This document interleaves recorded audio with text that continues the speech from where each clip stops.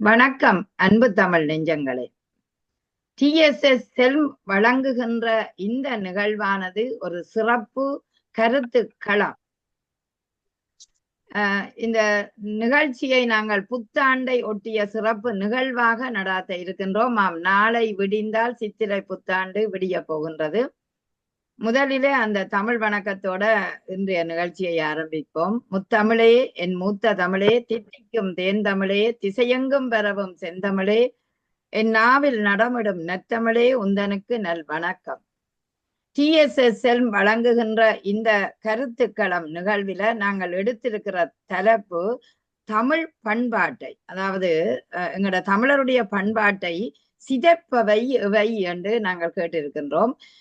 நாங்கள் இந்த தமிழர் பண்பாட்டை பேணுவதற்குரிய காரணம் எங்களோட இனம், அதே நேரம் எங்களோட மொழி அழியாமல் பாதுகாக்க வேண்டும் என்ற ஒரு எண்ணத்தில தான் நாங்கள் இந்த மொழியை கட்டி காக்கின்றோம்.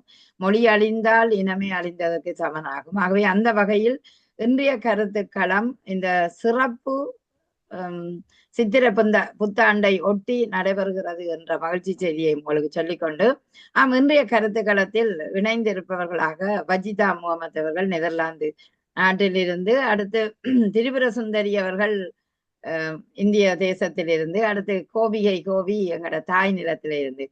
இப்ப ஐரோப்பாவையும் தாய் நிலத்தையும் எடுத்து நாங்கள் பார்க்கல எங்களுக்கு அந்த வித்தியாசம் நன்றாக தெரியக்கூடிய ஒரு வாய்ப்பு வரும். ஆதலால் நாங்கள் இவர்களோட இன்னும் இணையவர்கள் வந்து இணைந்து கொள்வார்கள். இந்த கருத்துக்களம் எப்படி அமைய போகிறது என்று, அதாவது பண்பாடு என்றால் என்ன என்று நாங்கள் ஒருக்கா பார்த்தோம்டா, தமிழர் பண்பாடு என்பது மாறாத ஒன்று, ஆனா நாகரிகம் என்பது மாறக்கூடிய ஒன்று. இந்த பண்பாடு அகத்தே தோன்ற இயல்பு, எங்களோட இயல்புகள், அதாவது எங்களோட குண இயல்புகள் போன்றவை வந்து இந்த பண்பாட்டுக்குள்ள வரும். ஆனால் நாகரிகம் என்பது மாறுபடக்கூடியது. அது மாடர்ன் வேர்ல்டில் இப்பொழுது மாறுபடக்கூடிய வாய்ப்புகள் இருக்கின்றன. சரி, எங்களோட தமிழர் பண்பாட்டை எப்படி, அதாவது நாங்கள் ஏன் சிதைப்பவை என்ற ஒரு கேள்வியை நாங்க கொண்டந்தோம்டா, முந்திய மாதிரி இப்ப இல்லை. அது தமிழ் எங்கேயோ எல்லாம் பேசுறது குறைந்து விட்டது. அடுத்தது அந்த மொழியை அடுத்த சந்ததிக்கு கொடுக்கிறது குறைந்து விட்டது என்ற ஒரு பார்வை எங்களுக்குள்ள இருக்கிறது. ஆதலால் நாங்கள் இந்த தலைப்பை கொண்டு வந்திருக்கிறோம். ஒவ்வொருவர் ஊடாக நாங்கள் இதை பேசிக்கொள்ளலாம். முதலில் வஜிதா அவர்கள், இந்த புலம்பெயர்ந்த சூழலில் இந்த தமிழ் பண்பாடு காக்கப்படுகிறதா, அது சீரழிப்பதற்கான காரணங்கள் என்ன என்ற விடயத்தை நாங்கள் முதலில் வஜிதா முகமது அவர்களிடம் ஆரம்பிப்போம். வாருங்கள் வஜிதா. அன்பு வணக்கத்தை முதலில் தெரிவித்துக் கொண்டு, அழகான ஒரு தலைப்பு, காலத்துக்கு ஏற்ற தலைப்பை உங்கள் அந்த புது வருடத்தில் கொண்டு வந்து நடத்துகின்ற சகோதரி நகுலா சிதம்பரநாதன் அவர்களுக்கும் என்னோடு கலந்திருக்கும் அனைத்து நண்பிகளுக்கும் நன்றியையும் வணக்கத்தையும் தெரிவித்துக் கொண்டு நான் நிகழ்ச்சிக்குள்ள வருகின்றேன். இப்ப எமது கலாச்சாரம், அடுத்தது பண்பாடு, அதை நாங்க முதலில் அது என்னென்று முதலில் நாங்க தெரிந்து கொள்ள வேண்டும். ஒரு இனத்தின் அடையாளம், அதுதான் அடையாளப்படுத்துவது கலாச்சார விழுமியங்கள். அதுல ஆடையாக இருக்கட்டும், நாங்க பேசுகிற மொழியாக இருக்கட்டும், நாங்க உண்ற உணவுகள், அவங்களோட பாரம்பரிய விளையாட்டுகள், பாரம்பரிய கலை நிகழ்வுகள், திருமணங்கள், இப்படி நாங்க சொல்லிக்கொண்டே பட்டியல் போட்டுக்கொண்டு போகலாம். இப்ப எங்களோட கலாச்சாரத்தை நாங்க எடுத்துக்கொண்டு சொன்னா, இப்ப எங்களோட தாயகத்துல நாங்க இருக்கும் பொழுது ஒவ்வொரு நாங்க தமிழ் பேசுற மக்களாக இருக்கிறோம். 3 இனத்தை சேர்ந்தவர்கள் தமிழ் பேசுற மக்களாக இருக்கின்றோம். கிறிஸ்தவ மக்கள், இஸ்லாமிய மக்கள், இந்து மக்கள், 3 பேரும் தமிழ் மொழியை தாய்மொழியாக கொண்டவர்களாக இருக்கின்றோம். ஆனால் அவங்களோட கலாச்சார விழுமியங்கள் வேறுபாடாக இருக்கிறது. அதை நாங்கள் எப்படி நாங்கள் அடையாளம் கண்டு கொள்கின்றோம் என்று சொன்னால், அவங்களோட ஆடைகளை வைத்து, அவங்களோட உணவு பழக்கங்கள் வித்தியாசமா இருக்குது, ஆடைகள் வித்தியாசம் இருக்கு, அவங்களோட திருமணங்கள், அந்த விளையாட்டுகள், அவங்களோட கலை பழக்க வழக்கங்கள், அதுகளை வைத்து நாங்க இவர் இந்த மதத்தை சேர்ந்தவர், இது இந்த சமூகத்தை சேர்ந்தவர் என்று நாங்க அடையாளப்படுத்துகிறோம். அப்ப அதை யோசித்து பாருங்க, அழகான ஒரு பொக்கிஷம் அது. அதே போல ஐரோப்பிய நாட்டில் நாங்க வாழ்கின்ற போது அவங்களுக்கு ஒரு அழகான கலாச்சாரங்கள் இருக்கு. அது எல்லோரும் நினைப்பார்கள், அந்த கலாச்சாரத்தை நாங்க வெள்ளையர்கள் என்றால் அவர்கள்ட்ட கலாச்சாரம் இல்லை, அவர்கள் இப்படி வாழ்கின்றார்கள் என்று தெரியாம சேறு பூசிட்டு போறா. இல்லை, அவங்களுக்கு ஒரு அழகான கலாச்சாரம் இருக்குது. நாங்கள் இந்த புலம்பெயர்ந்து 35-40 வருடங்கள் வாழும் பொழுது அவங்கள்ட்ட இருந்து கற்றுக்கொண்டதுகள் எங்களுக்கு சந்தோஷமாக இருக்குது. எங்கட கலாச்சாரத்திட இல்லாதது கூட அவங்கள்ட்ட இருக்கிறதை நாங்க அறிந்து கொண்டோம்.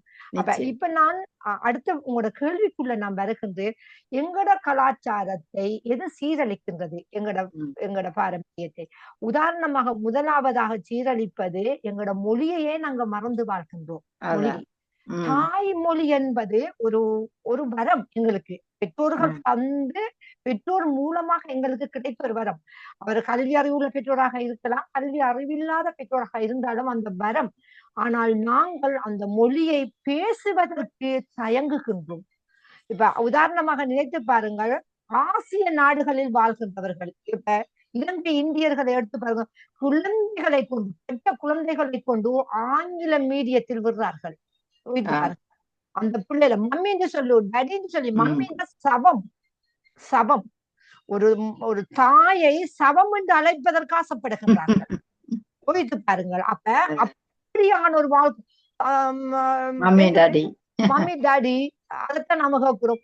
பெருமையாக என்ன பேசிக் கொள்கின்றோம் என்று சொன்னால், என்ற பிள்ளை ஆங்கிலத்துல ஆங்கிலத்துல பாட்டு பாடு ரெயின் ரெயின் என்று படிக்கும். நிலா நிலா காட்டு கொடுத்த காலம் எல்லாம் போயிட்டுது. அப்ப யோசித்து பாருங்கள். அப்ப நாங்க முதலாவது தாய்மொழியை இழந்தவர்களாக நாங்க வாழ தொடங்கி விட்டோம். அதுவே முதலாவது சீரழிவுக்கு முதல் படி. இரண்டாவது ஆடை கலாச்சாரத்துக்குள்ள பெறுவோம். ஆடைகள் இப்ப அரைகுறையாக மாறிக்கொண்டு போகிறது. ஆடைகளை நாங்க எடுத்துக்கொண்டோம்னு சொன்னா எங்களுக்கு ஒன்று அழகான ஆடை இருக்குது. சில இடங்கள்ல அந்த ஆடைகளை போட முடியாது. இப்ப ஐரோப்பிய நாடுகளில் நாங்க அப்படியான ஆடைகளை அந்த சூழ்நிலைக்கும் காலத்துக்கும் சூழ்நிலைக்கும் ஏற்ற மாதிரி நாங்க போட முடியாத ஒரு சூழ்நிலை இருக்கும். அதையும் அழகான முறையில் போடலாம்.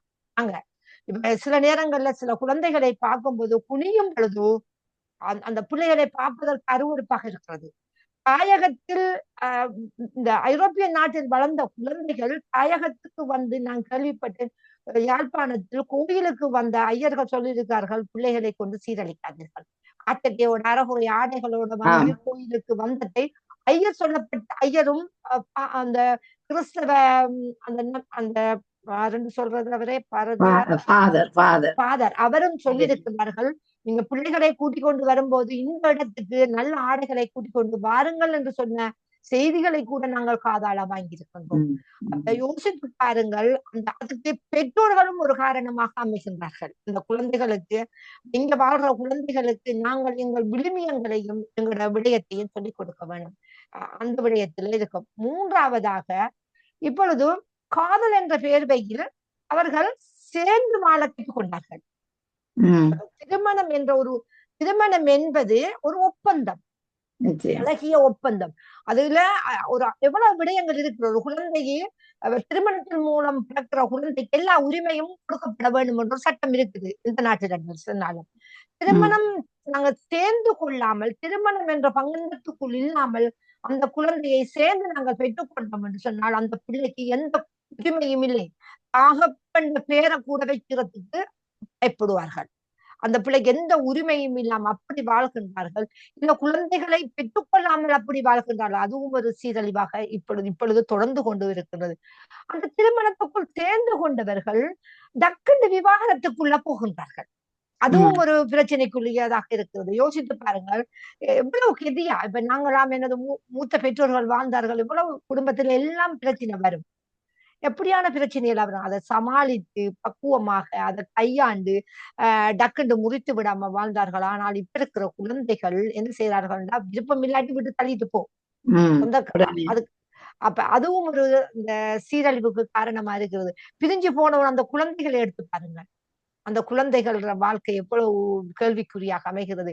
ஒரு கணவனும் மனைவியும் ஒரு தாயும் தகப்பனும் சேர்ந்து இருக்கும் பொழுதுதான் அந்த குழந்தை ஆரோக்கியமான குழந்தையாகவும் நல்ல பண்பாடுகளை கற்றுக்கொள்ளக்கூடிய குழந்தையாகவும் வளரும். அவர்கள் 2 பேரும் பிரச்சனைக்கு இருந்தால் மன உளைச்சலுக்குள்ள அந்த குழந்தை பாதிக்கப்படும். அதே மாதிரி எல்லா விடயங்களும், சாப்பாட்டு விழுமியங்கள் எடுத்தாலும் எங்களோட கலாச்சாரங்கள்ல இப்ப கத்தியையும் கரண்டியையும் எடுத்துக்கொண்டு நாங்க கட்டி கொண்டிருக்கிறோம்.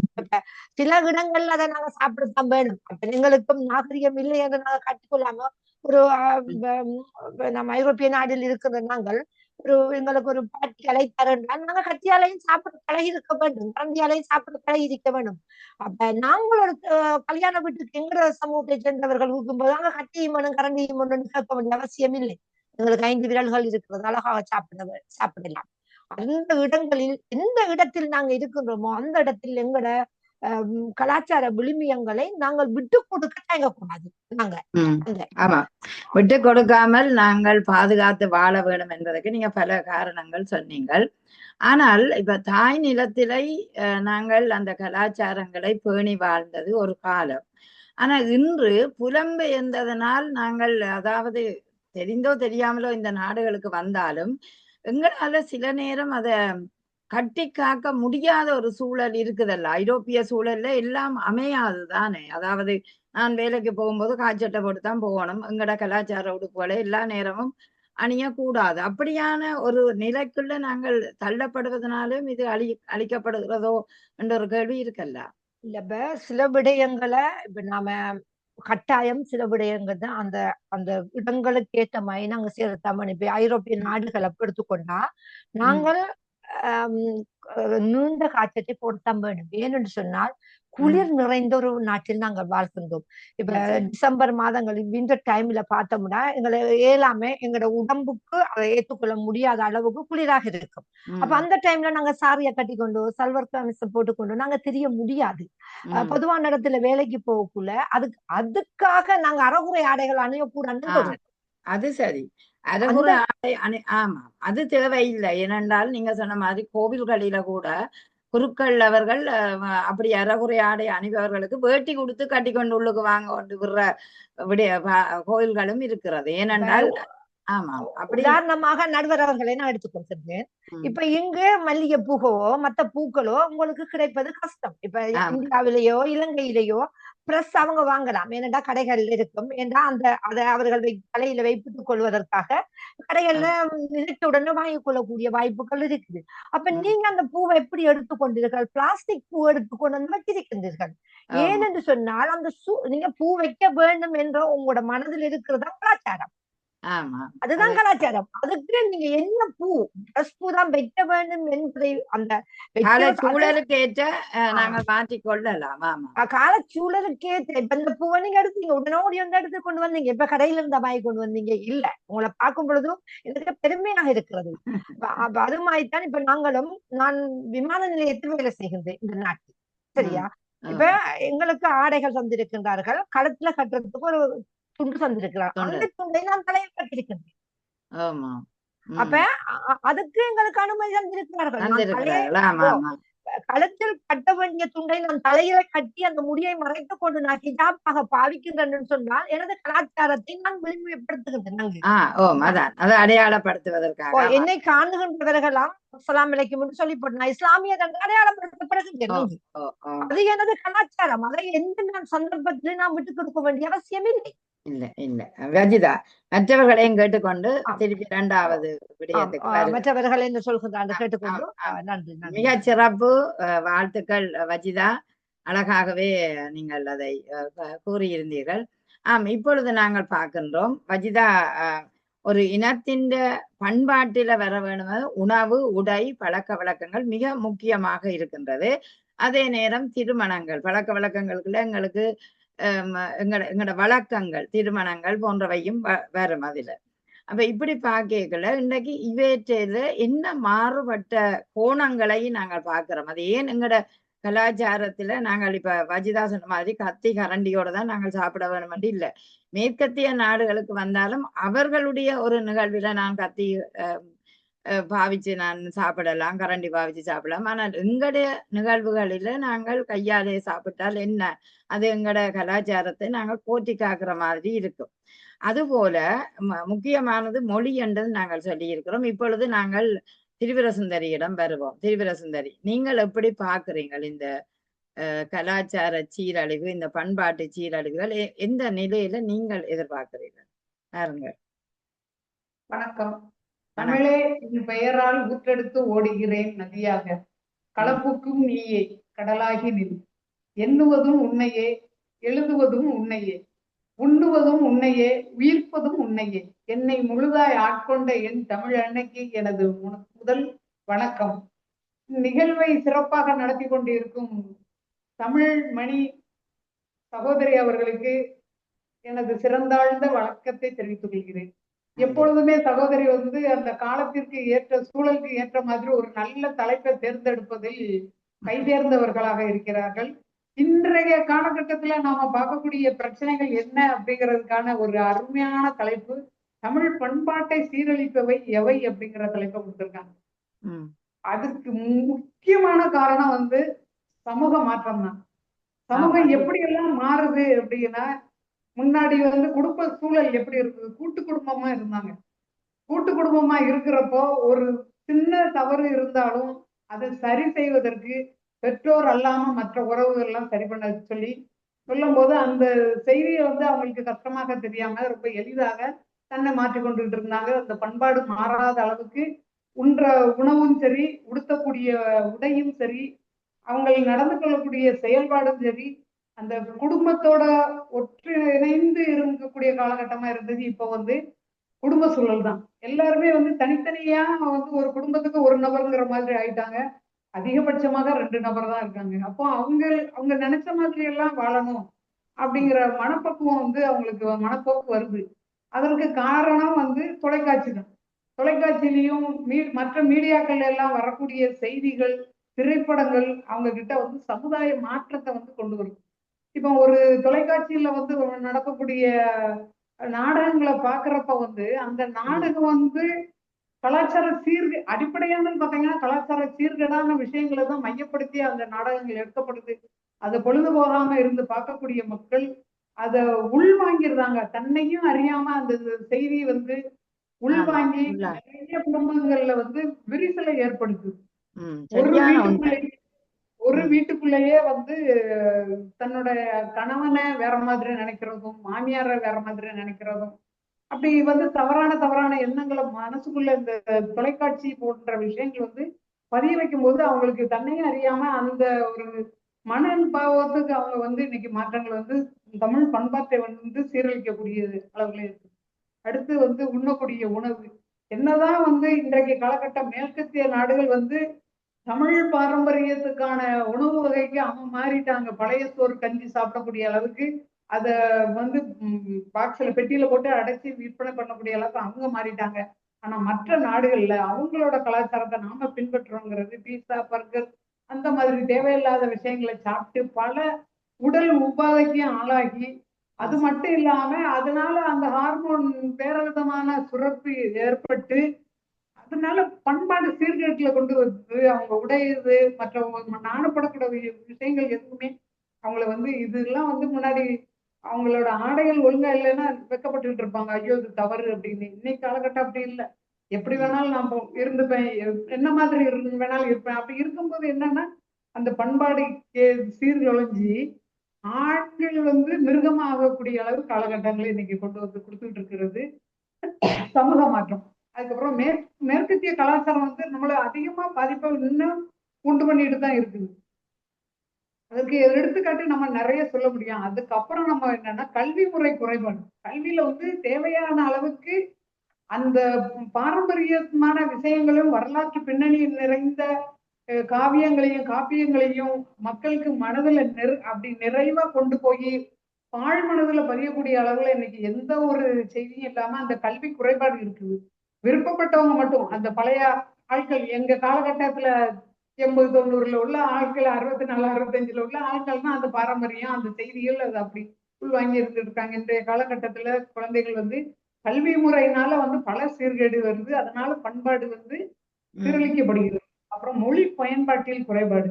நாகரிகங்கிற பேர்ல நிறைய ஆங்கில சொற்களை பயன்படுத்தி அவர்கள் பேசுவதும், பிறமொழி சொற்களை அதிகமாக பேசுறதுனாலையும் அந்த பண்பாடு வந்து சீர்குலைய காரணமாகுது. மொழியை வந்து சரியான முறையில பயன்படுத்தணும்.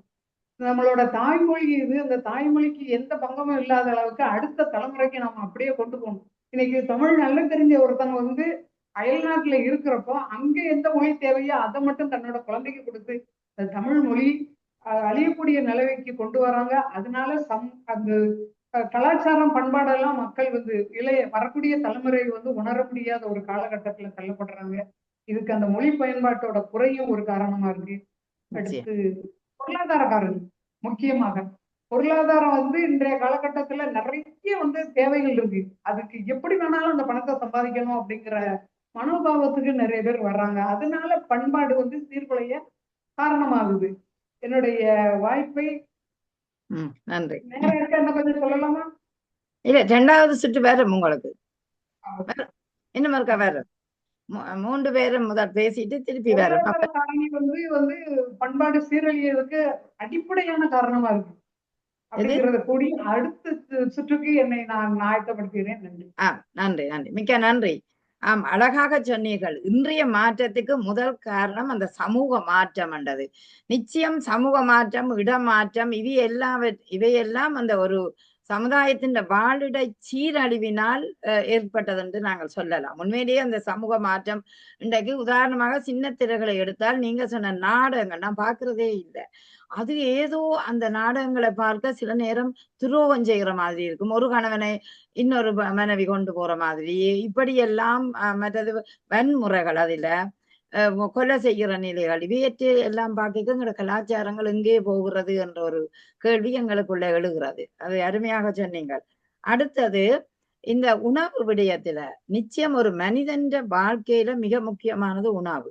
அந்த உணவின் மாற்றத்தால்தான் அவனுடைய உடல் அத்தனை வளர்ச்சியும் தங்கி இருக்கின்றது.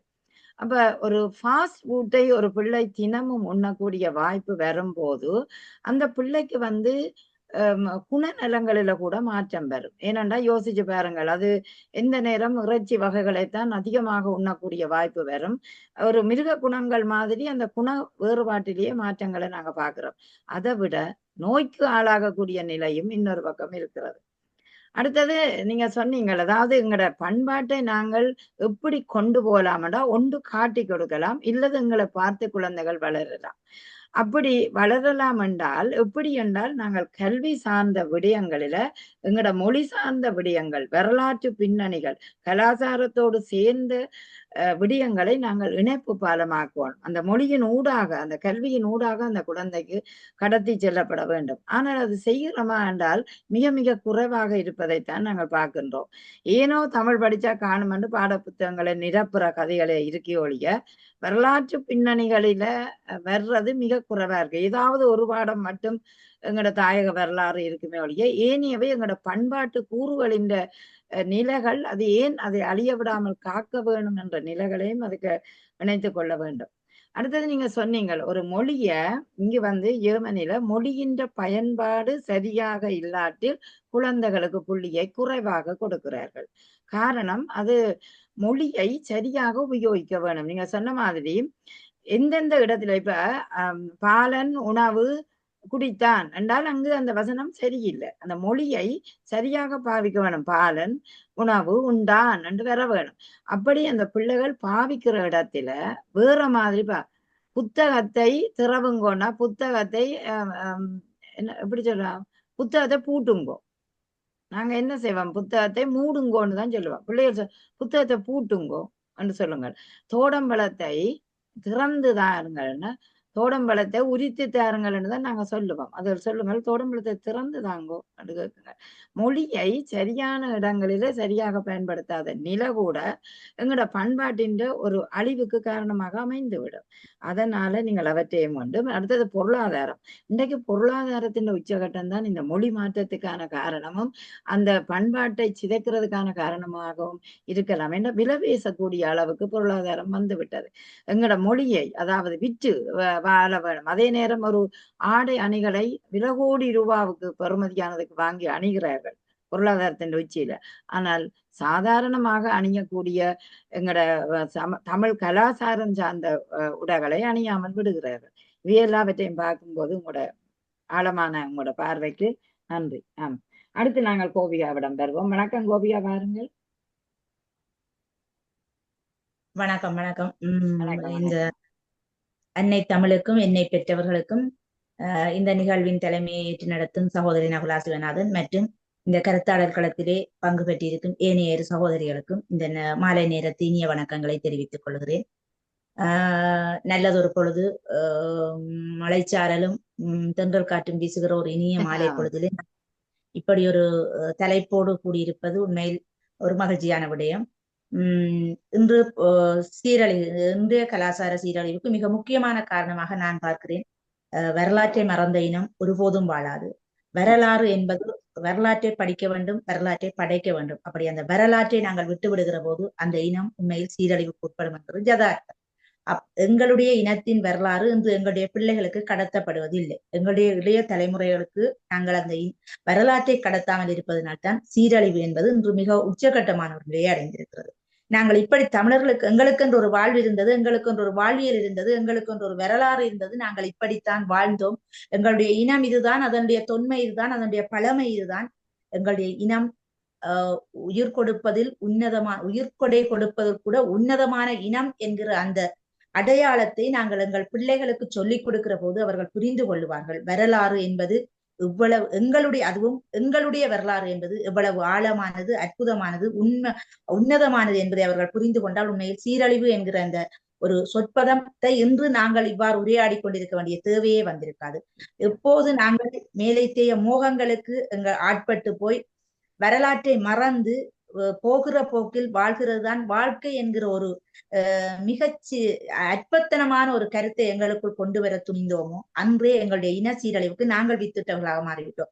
உண்மையில் இன்று சீரழிந்து கொண்டிருக்கிற இளைய சமுதாயத்தை காட்டிலும் அதற்கு முற்பட்ட எங்களுடைய தலைமுறைதான் இந்த பழியை அதிகம் சுமக்க வேண்டியவர்களாக இருக்கிறோம். ஏனென்றால் நாங்கள் பிள்ளைகள் நாங்கள் எப்படி வாழ்கிறோமோ அவர்கள் பார்த்து வளர்கிறார்கள். பெற்றவர்களையும் தன்னை சுற்றியுள்ள சூழலையும் பார்த்து வளர்கிறார். அந்த சூழல் மாறுபடுகிற போது, அந்த சூழல் மாற்றமடைகிற போது, சமூக மாற்றம் நிச்சயமாக காரணமாக இருக்கு. அந்த சமூக மாற்றத்துக்கு அவர்கள் காரணம் இல்லை, அவர்களுக்கு முதல் தலைமுறைதான் காரணமாக இருக்கிறது. நான் சொல்வது ஒன்றுதான், வரலாறு என்பது எங்களுடைய உயிர் நாடியை போன்றது. அந்த வரலாற்றை உண்மையில் நாங்கள் மறந்து போனதும், அந்த வரலாற்றை எங்களுடைய சந்ததிக்கு கடத்தாமல் விட்டதும் தான் இன்றைய சீரழிவுக்கு மிக முக்கியமான காரணமாக இருக்கிறது. எங்களுடைய வரலாறு புனிதமானது. எங்களுடைய வரலாற்றை போல உண்மையில் வேறு எந்த இனத்துக்கும் வரலாறு கிடையாது. எங்களுடைய மொழி மூத்த மொழி, அது செம்மொழியாக இருந்தது. இன்றும் கணனியில் கூட ஆங்கிலத்துக்கு அடுத்தபடியாக போலோச்சுகிற மிக உயர்ந்த உன்னதமான மொழி எங்களுடைய மொழியை நாங்கள் தூக்கி சுமப்பதற்காக எங்களுடைய மொழியின் தொன்மையையும் அதனுடைய பழமையையும் அல்லது எங்களுடைய மொழியின் ஆழ்திறனையும் கொண்டு சேர்ப்பதற்காக எத்தனையோ அறிஞர்களும் சான்றோர்களும் கடந்து வந்திருக்கிறார்கள். பல இன்னல்களையும் இடர்களையும் அவர்கள் கண்டுதான் கடந்திருக்கிறார்கள். எங்களுடைய மொழியை நேசித்த ஒவ்வொருவரையும் பற்றிய வரலாறையும் நாங்கள் எங்களுடைய பிள்ளைகள் எதை தெரிந்து கொள்ள வேண்டும். இன்றைய சினிமாவின் கதாநாயகர்களையா? இல்லவே இல்லை. எங்களுடைய மொழிக்காக உயிர் நீத்த எங்களுடைய மொழியை தூக்கி சுமந்தவர்களைத்தான் அவர்கள் தெரிந்து கொள்ள வேண்டும். அந்த வரலாறுகளை யார் சொல்லிக் கொடுக்க வேண்டும்? அந்த பிள்ளை யார் மீது இருக்கிறது என்று கேட்டால் உண்மையில் அதனுடைய பதில் நாங்களாகத்தான் இருக்கிறோம். நாங்கள் எங்களுடைய பிள்ளைகளுக்கு எதை சொல்ல வேண்டுமோ அதை சொல்லாமல், எதை அவர்களுக்கு தெரிவிக்க வேண்டுமோ அதை தெரிவிக்காமல் அவர்களுடைய போக்கிலேயே விடுகிறோம். அதாவது நட்பு சார்ந்த ஒரு குடும்ப வழக்கத்தை இன்று பிள்ளைகள் பெற்றோர்களுடன் நட்பாக இருக்க வேண்டும், பெற்றோர்கள் பிள்ளைகளுடன் நட்பாக இருக்க வேண்டும். இந்த பதங்கள் ஆசிரியர்கள் பிள்ளைகளிடம் நட்பாக இருக்கும். உண்மையில் அந்த நட்பு என்கிற பதத்தில் நிறைய அர்த்தம் இருக்கிறது, ஆழம் இருக்கிறது. ஆனால் ஒரு பெற்றவர்கள் பிள்ளைகளிடம் ஒருபோதும் நட்பாக நடந்து கொள்ள முடியாது. ஆசிரியர் பிள்ளைகளிடம் நட்பாக நடந்து கொள்ள முடியாது. அது நட்பு அல்ல. அது இரண்டுக்கும் வித்தியாசம் இருக்கிறது. அந்த வித்தியாசத்தை நாங்கள் சரியாக புரிந்து கொள்ளாத பட்சத்தில் தான் இன்று இந்த சீரழிவு என்பது மிக பிரதான ஒரு பிரச்சனையாக அல்லது ஒரு பாரிய ஒரு எங்களுடைய அழிவுக்கான ஒரு காரணமாக வித்துட்டு இருக்கிறதுன்னு சொல்லுவேன். அதை நான் சொல்கிற ஒன்றுதான், அந்த வரலாறை நாங்கள் எப்போது நாங்களே மறந்து சின்னத்திரை நாடகங்களுக்கும் களியாட்டங்களுக்கும் நாங்கள் எப்போது விலை போனவர்களாக அல்லது அதன் வசப்பட்டவர்களாக நாங்கள் எப்போது இருந்தோமோ மாறி போனோமோ அன்றே சீரழிவுக்கு நாங்களும் வித்துட்டவர்களாக மாறிவிட்டோம் என்பதுதான் என்னுடைய கருத்து. அருமை அருமை. அதாவது 4 பக்கமாக நான் எடுத்திருக்கிறேன். ஒன்று ஐரோப்பிய சூழல்ல வஜிதாவை, தாய சூழல்ல நீங்கள், திரிபுர சுந்தரி இந்திய சூழல்ல. இதை நீங்கள் அழகாக சொன்னீர்கள். வரலாற்றை மறந்த இனம் வாழாது. நிச்சயம் தமிழனுக்கு என்ற ஒரு வரலாறு இருக்கிறது.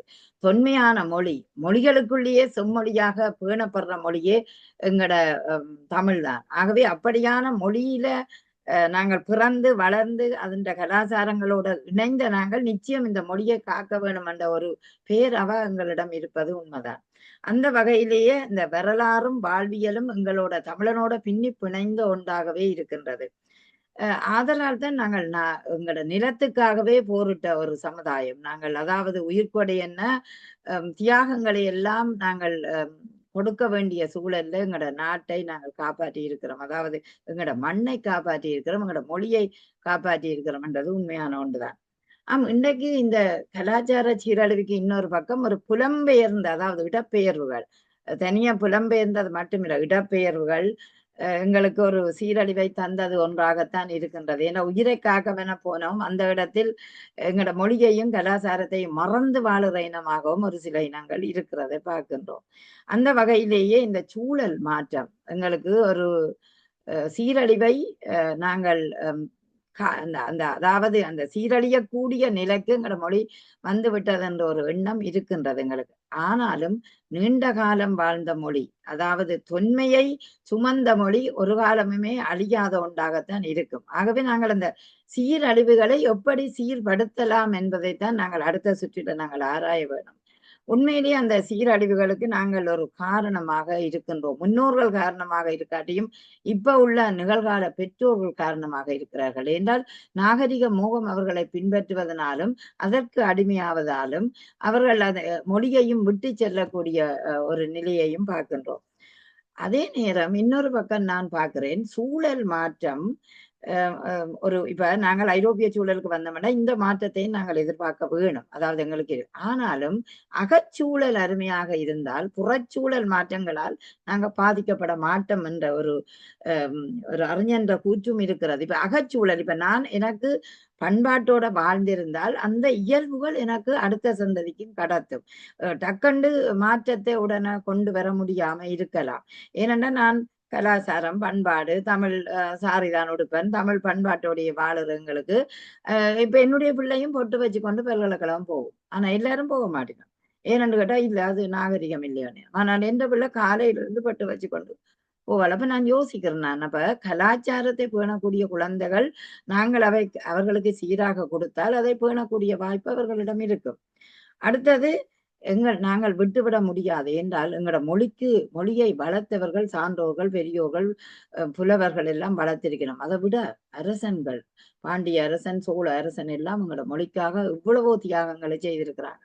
அப்படி பார்க்க நாங்கள் இந்த மொழியை விட்டு விட முடியாது, கட்டாயமாக அதை காக்க வேணும். இங்கு மிக முக்கியம் ஆசிரியர்களுடைய கையில் வாழ்க்கை இருக்கிறது. அடுத்த சந்ததிக்கு வழிகாட்டிகளாக மட்டும் இல்லாமல் வரலாற்றை சொல்லிக் கொடுக்கக்கூடிய ஆசிரியர்களும் தேவை. இதனால எங்களோட பண்பாடு காக்கப்படக்கூடிய ஒன்றாக இருக்கும் என்பதை அழகாகவே நீங்கள் உங்களுடைய விவாதத்தில், இந்த கருத்து களத்தில் அழகாக உங்கள் கருத்தை பதிந்திருக்கிறீர்கள். நன்றி கோவியா. இளையோராயிருந்தாலும் அவ நல்ல கருத்து உண்மையிலேயே. சரி, இப்பொழுது நாங்கள் பார்க்க போகிறோம் வஜிதா. இப்ப பலருடைய பார்வை எங்களுக்கு இப்ப தெரிந்திருக்கிறது. இப்பொழுது நாங்கள் எப்படி பார்க்கிறோம்னா, இந்த சமூக மாற்றத்துக்கு நாங்கள் எங்களோட மொழியை விற்கலாமா? அதாவது விற்கலாம் என்றால் இப்ப காசுக்கு விற்கிறான் இல்ல, அந்த மொழியை நாங்கள் இப்ப சமூக மாற்றம் வந்துட்டு விட்டுட்டு போகலாமா என்ற ஒரு கேள்வி. அது எப்படி மேல தேசத்துல நாங்கள் பாதுகாக்கலாம், எப்படி கீழ தேசத்துல அதை பாதுகாக்கலாம், எப்படி வாழ்நாள் பூரா எங்களோட மொழியை அழியாமல் எங்களுடன் கொண்டு செல்லலாம் என்றதற்கான காரணத்தை இப்பொழுது பார்ப்போம். சரி வஜிதா. இந்த சகோதரிகள் சொன்னதையும் நான் ஏற்றுக்கொள்கின்றேன். அழகான கருத்துக்களை சொல்லியிருந்தார்கள், அவர்களுக்கு வாழ்த்துக்களை குறிக்கொண்டு. இப்ப ஒரு மொழி என்பது ஒரு அடையாளப்படுத்தக்கூடிய ஒரு விடயம். அடுத்தது எனக்கும் உங்களுக்கும் இருக்கிற ஒரு உறவு பாலம் தான் மொழி. அது அடுத்து எங்களோட தாய்மொழியை நாங்க காப்பாற்ற வேண்டிய கடமைக்குள்ள இருக்கின்றோம். இப்ப உதாரணமாக நாங்க குழந்தைகள் இந்த நாட்டுல, இப்ப நான் இருக்கிற நாட்டுல டச், நீங்க இருக்கிற நாட்டுல டொச் தாய்மொழியாக இருக்கு. அது அந்த குழந்தைக்கு நான் வேலை செய்யறதுக்கு நான் இந்த விடயங்களை பகிர்ந்து கொள்வதற்கு ஒரு வைத்தியரிடம் போய் நான் எனது தேவைகளை செய்வதற்கு நான் தமிழ்ல பேச முடியாது. அப்ப என்னது இந்த மொழியை நான் கற்றுக்கொள்ள வேண்டும். எத்தனை மொழியை வேண்டும்னாலும் கற்றுக்கொள்ளலாம் நாங்கள். அது எங்களோட டேலண்டை, எங்களோட திறமையை பொறுத்தது, அது எங்களோட தேவைகளை பொறுத்ததாக இருக்கிறது.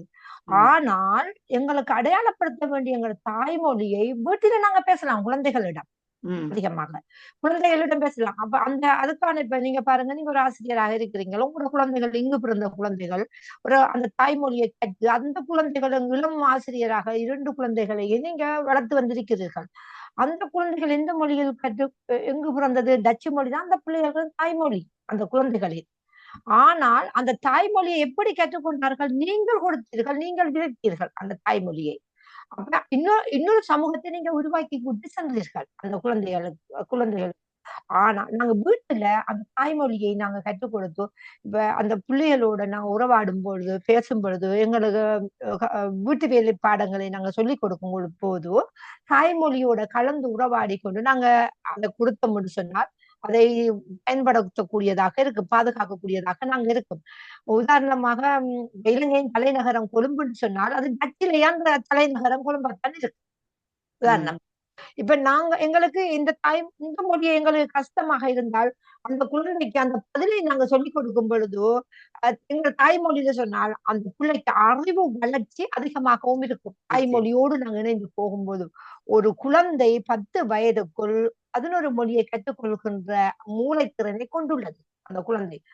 அப்படி அதான் நாங்க இப்ப இங்கிருக்கிற இளம் பெற்றோர்களை விட இடையில வந்த பெற்றோர்கள் எப்படி நினைத்தார்கள் என்று சொன்னால், தமிழ் மொழியை பேசின இந்த குழந்தை டச்சு பழகாது, ஆங்கிலம் பழகாது, டச்சு பழகாது என்ற ஒரு மூட நம்பிக்கையை கற்றுக் கொண்டிருக்கிறார்கள்.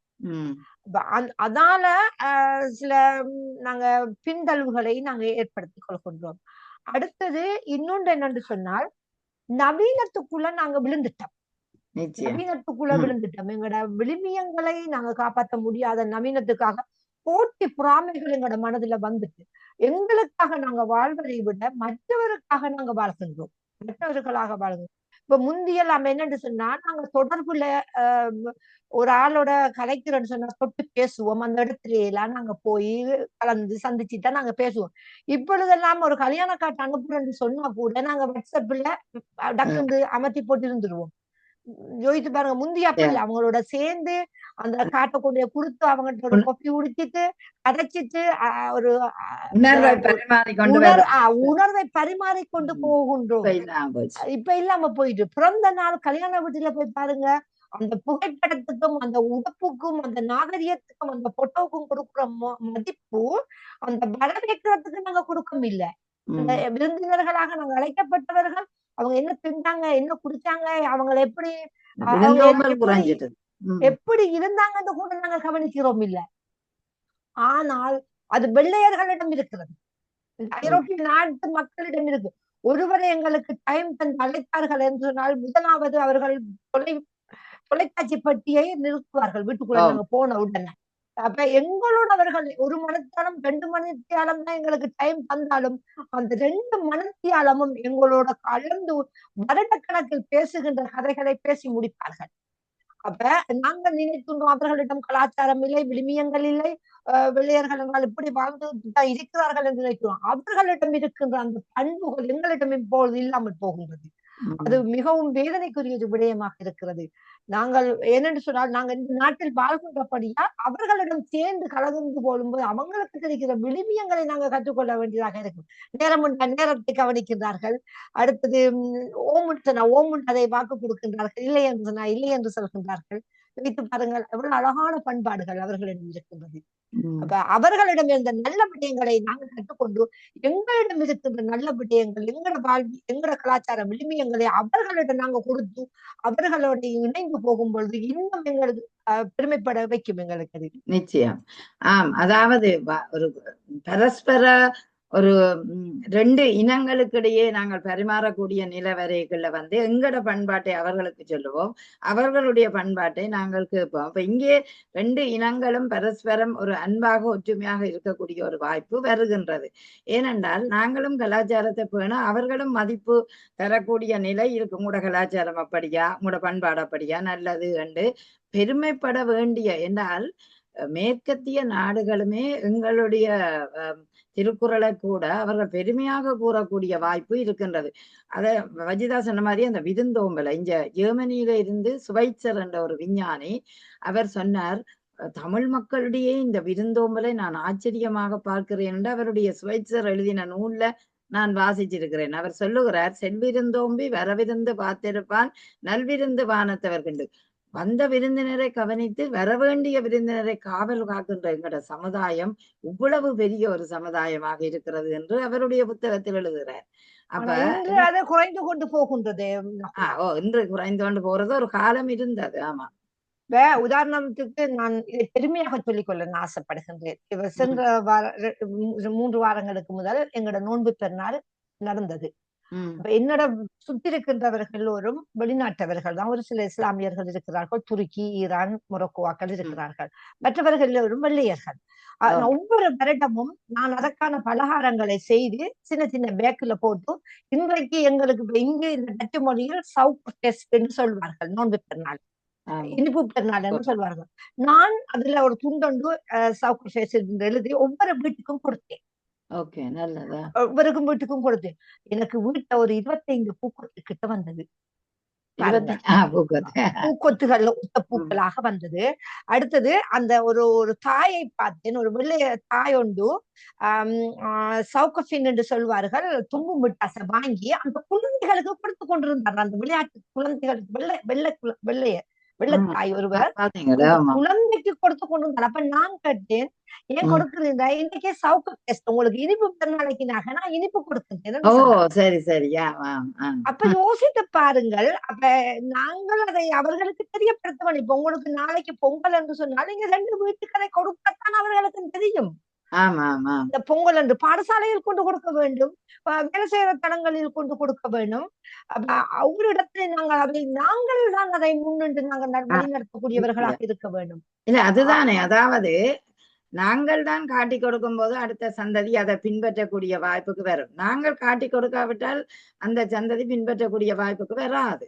இல்ல, இப்ப பாருங்க, கிறிஸ்துமஸ் என்று சொன்னால் எங்களுக்கு எல்லோருக்கும் தெரியும் அந்த லீவா இருக்கிறது விசேஷமாக இருக்கும். ஏனென்று சொன்னால் அந்த நாட்டில், அந்த ஐரோப்பிய நாட்டில் கிறிஸ்துவ மதத்தை சேர்ந்தவர்கள் அதிகமாக இருக்கிறபடியா எங்களுக்கு தெரியும். எங்களிடம் விடயங்களே அவங்களுக்கு தெரியாது.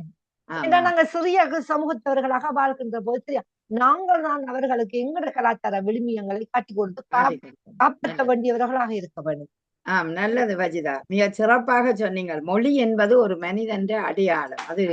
அது மொழி பாலமாக இருக்கிறது என்னடா ஒரு கருத்து பரிமாற்றத்துக்கு. இப்ப தாய்க்கும் சேய்க்கும் இடையில் உள்ள ஒரு ஒற்றுமையை பார்க்க போது அந்த பிள்ளைக்கு சொந்த மொழியில நான் கதைக்கும் போது கருத்து பரிமாற்றம் இலகுவாக இருக்கிறதை பார்க்கின்றோம்.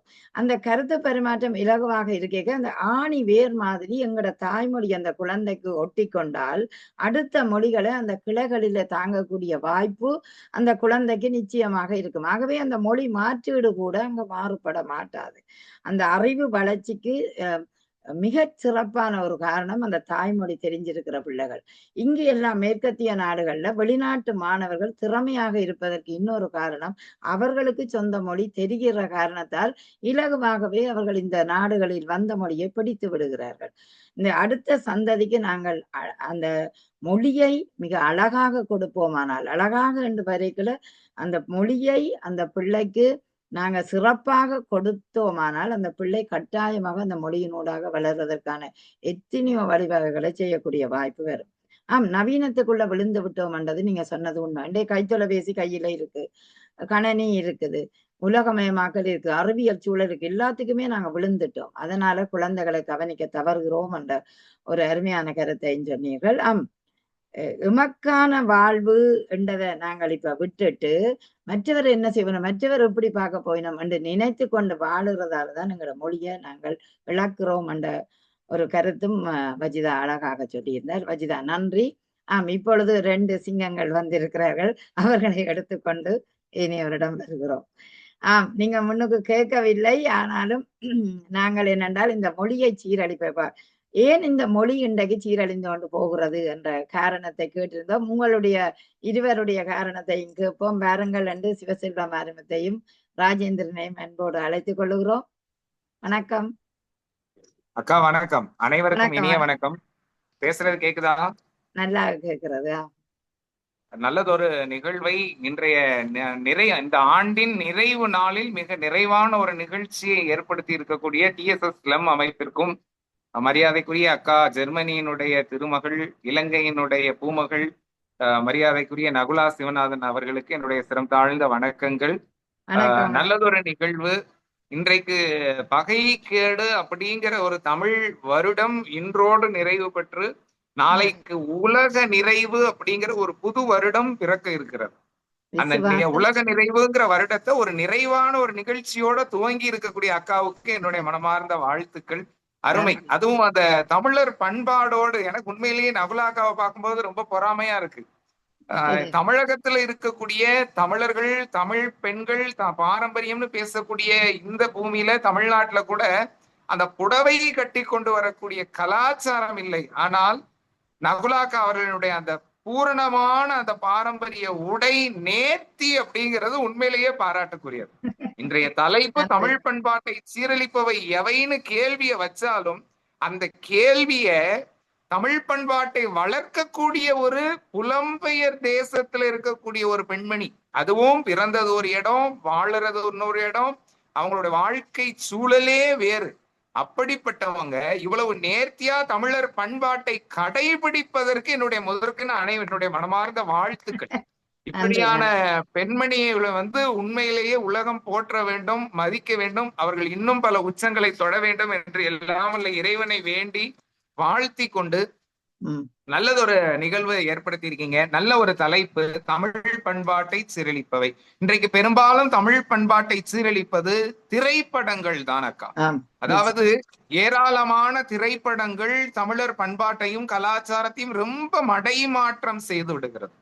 ஏதோ ஒரு 100 ஆண்டுகளுக்கு முன்பு நடந்த ஒரு நிகழ்வை இப்போ, அதாவது ஒரு நூற்றாண்டுக்கு முன்னாடி நடந்த ஒரு கருவை மையப்படுத்தி இன்றைக்கு பல திரைப்படங்களை ஏற்படுத்தி உருவாக்கி அதன் மூலமா இன்றைக்கு இருக்கக்கூடிய இளம் சமுதாயத்தினர் மத்தியில பலவித வெறிகளையும் ஒரு தாக்கத்தையும் உருவாக்கி அவங்கள போராட தூண்டக்கூடிய, ஏன் கொலைகாரர்களாக மாற்றக்கூடிய சூழல் இன்றைக்கு தமிழகத்துல நடக்கும்.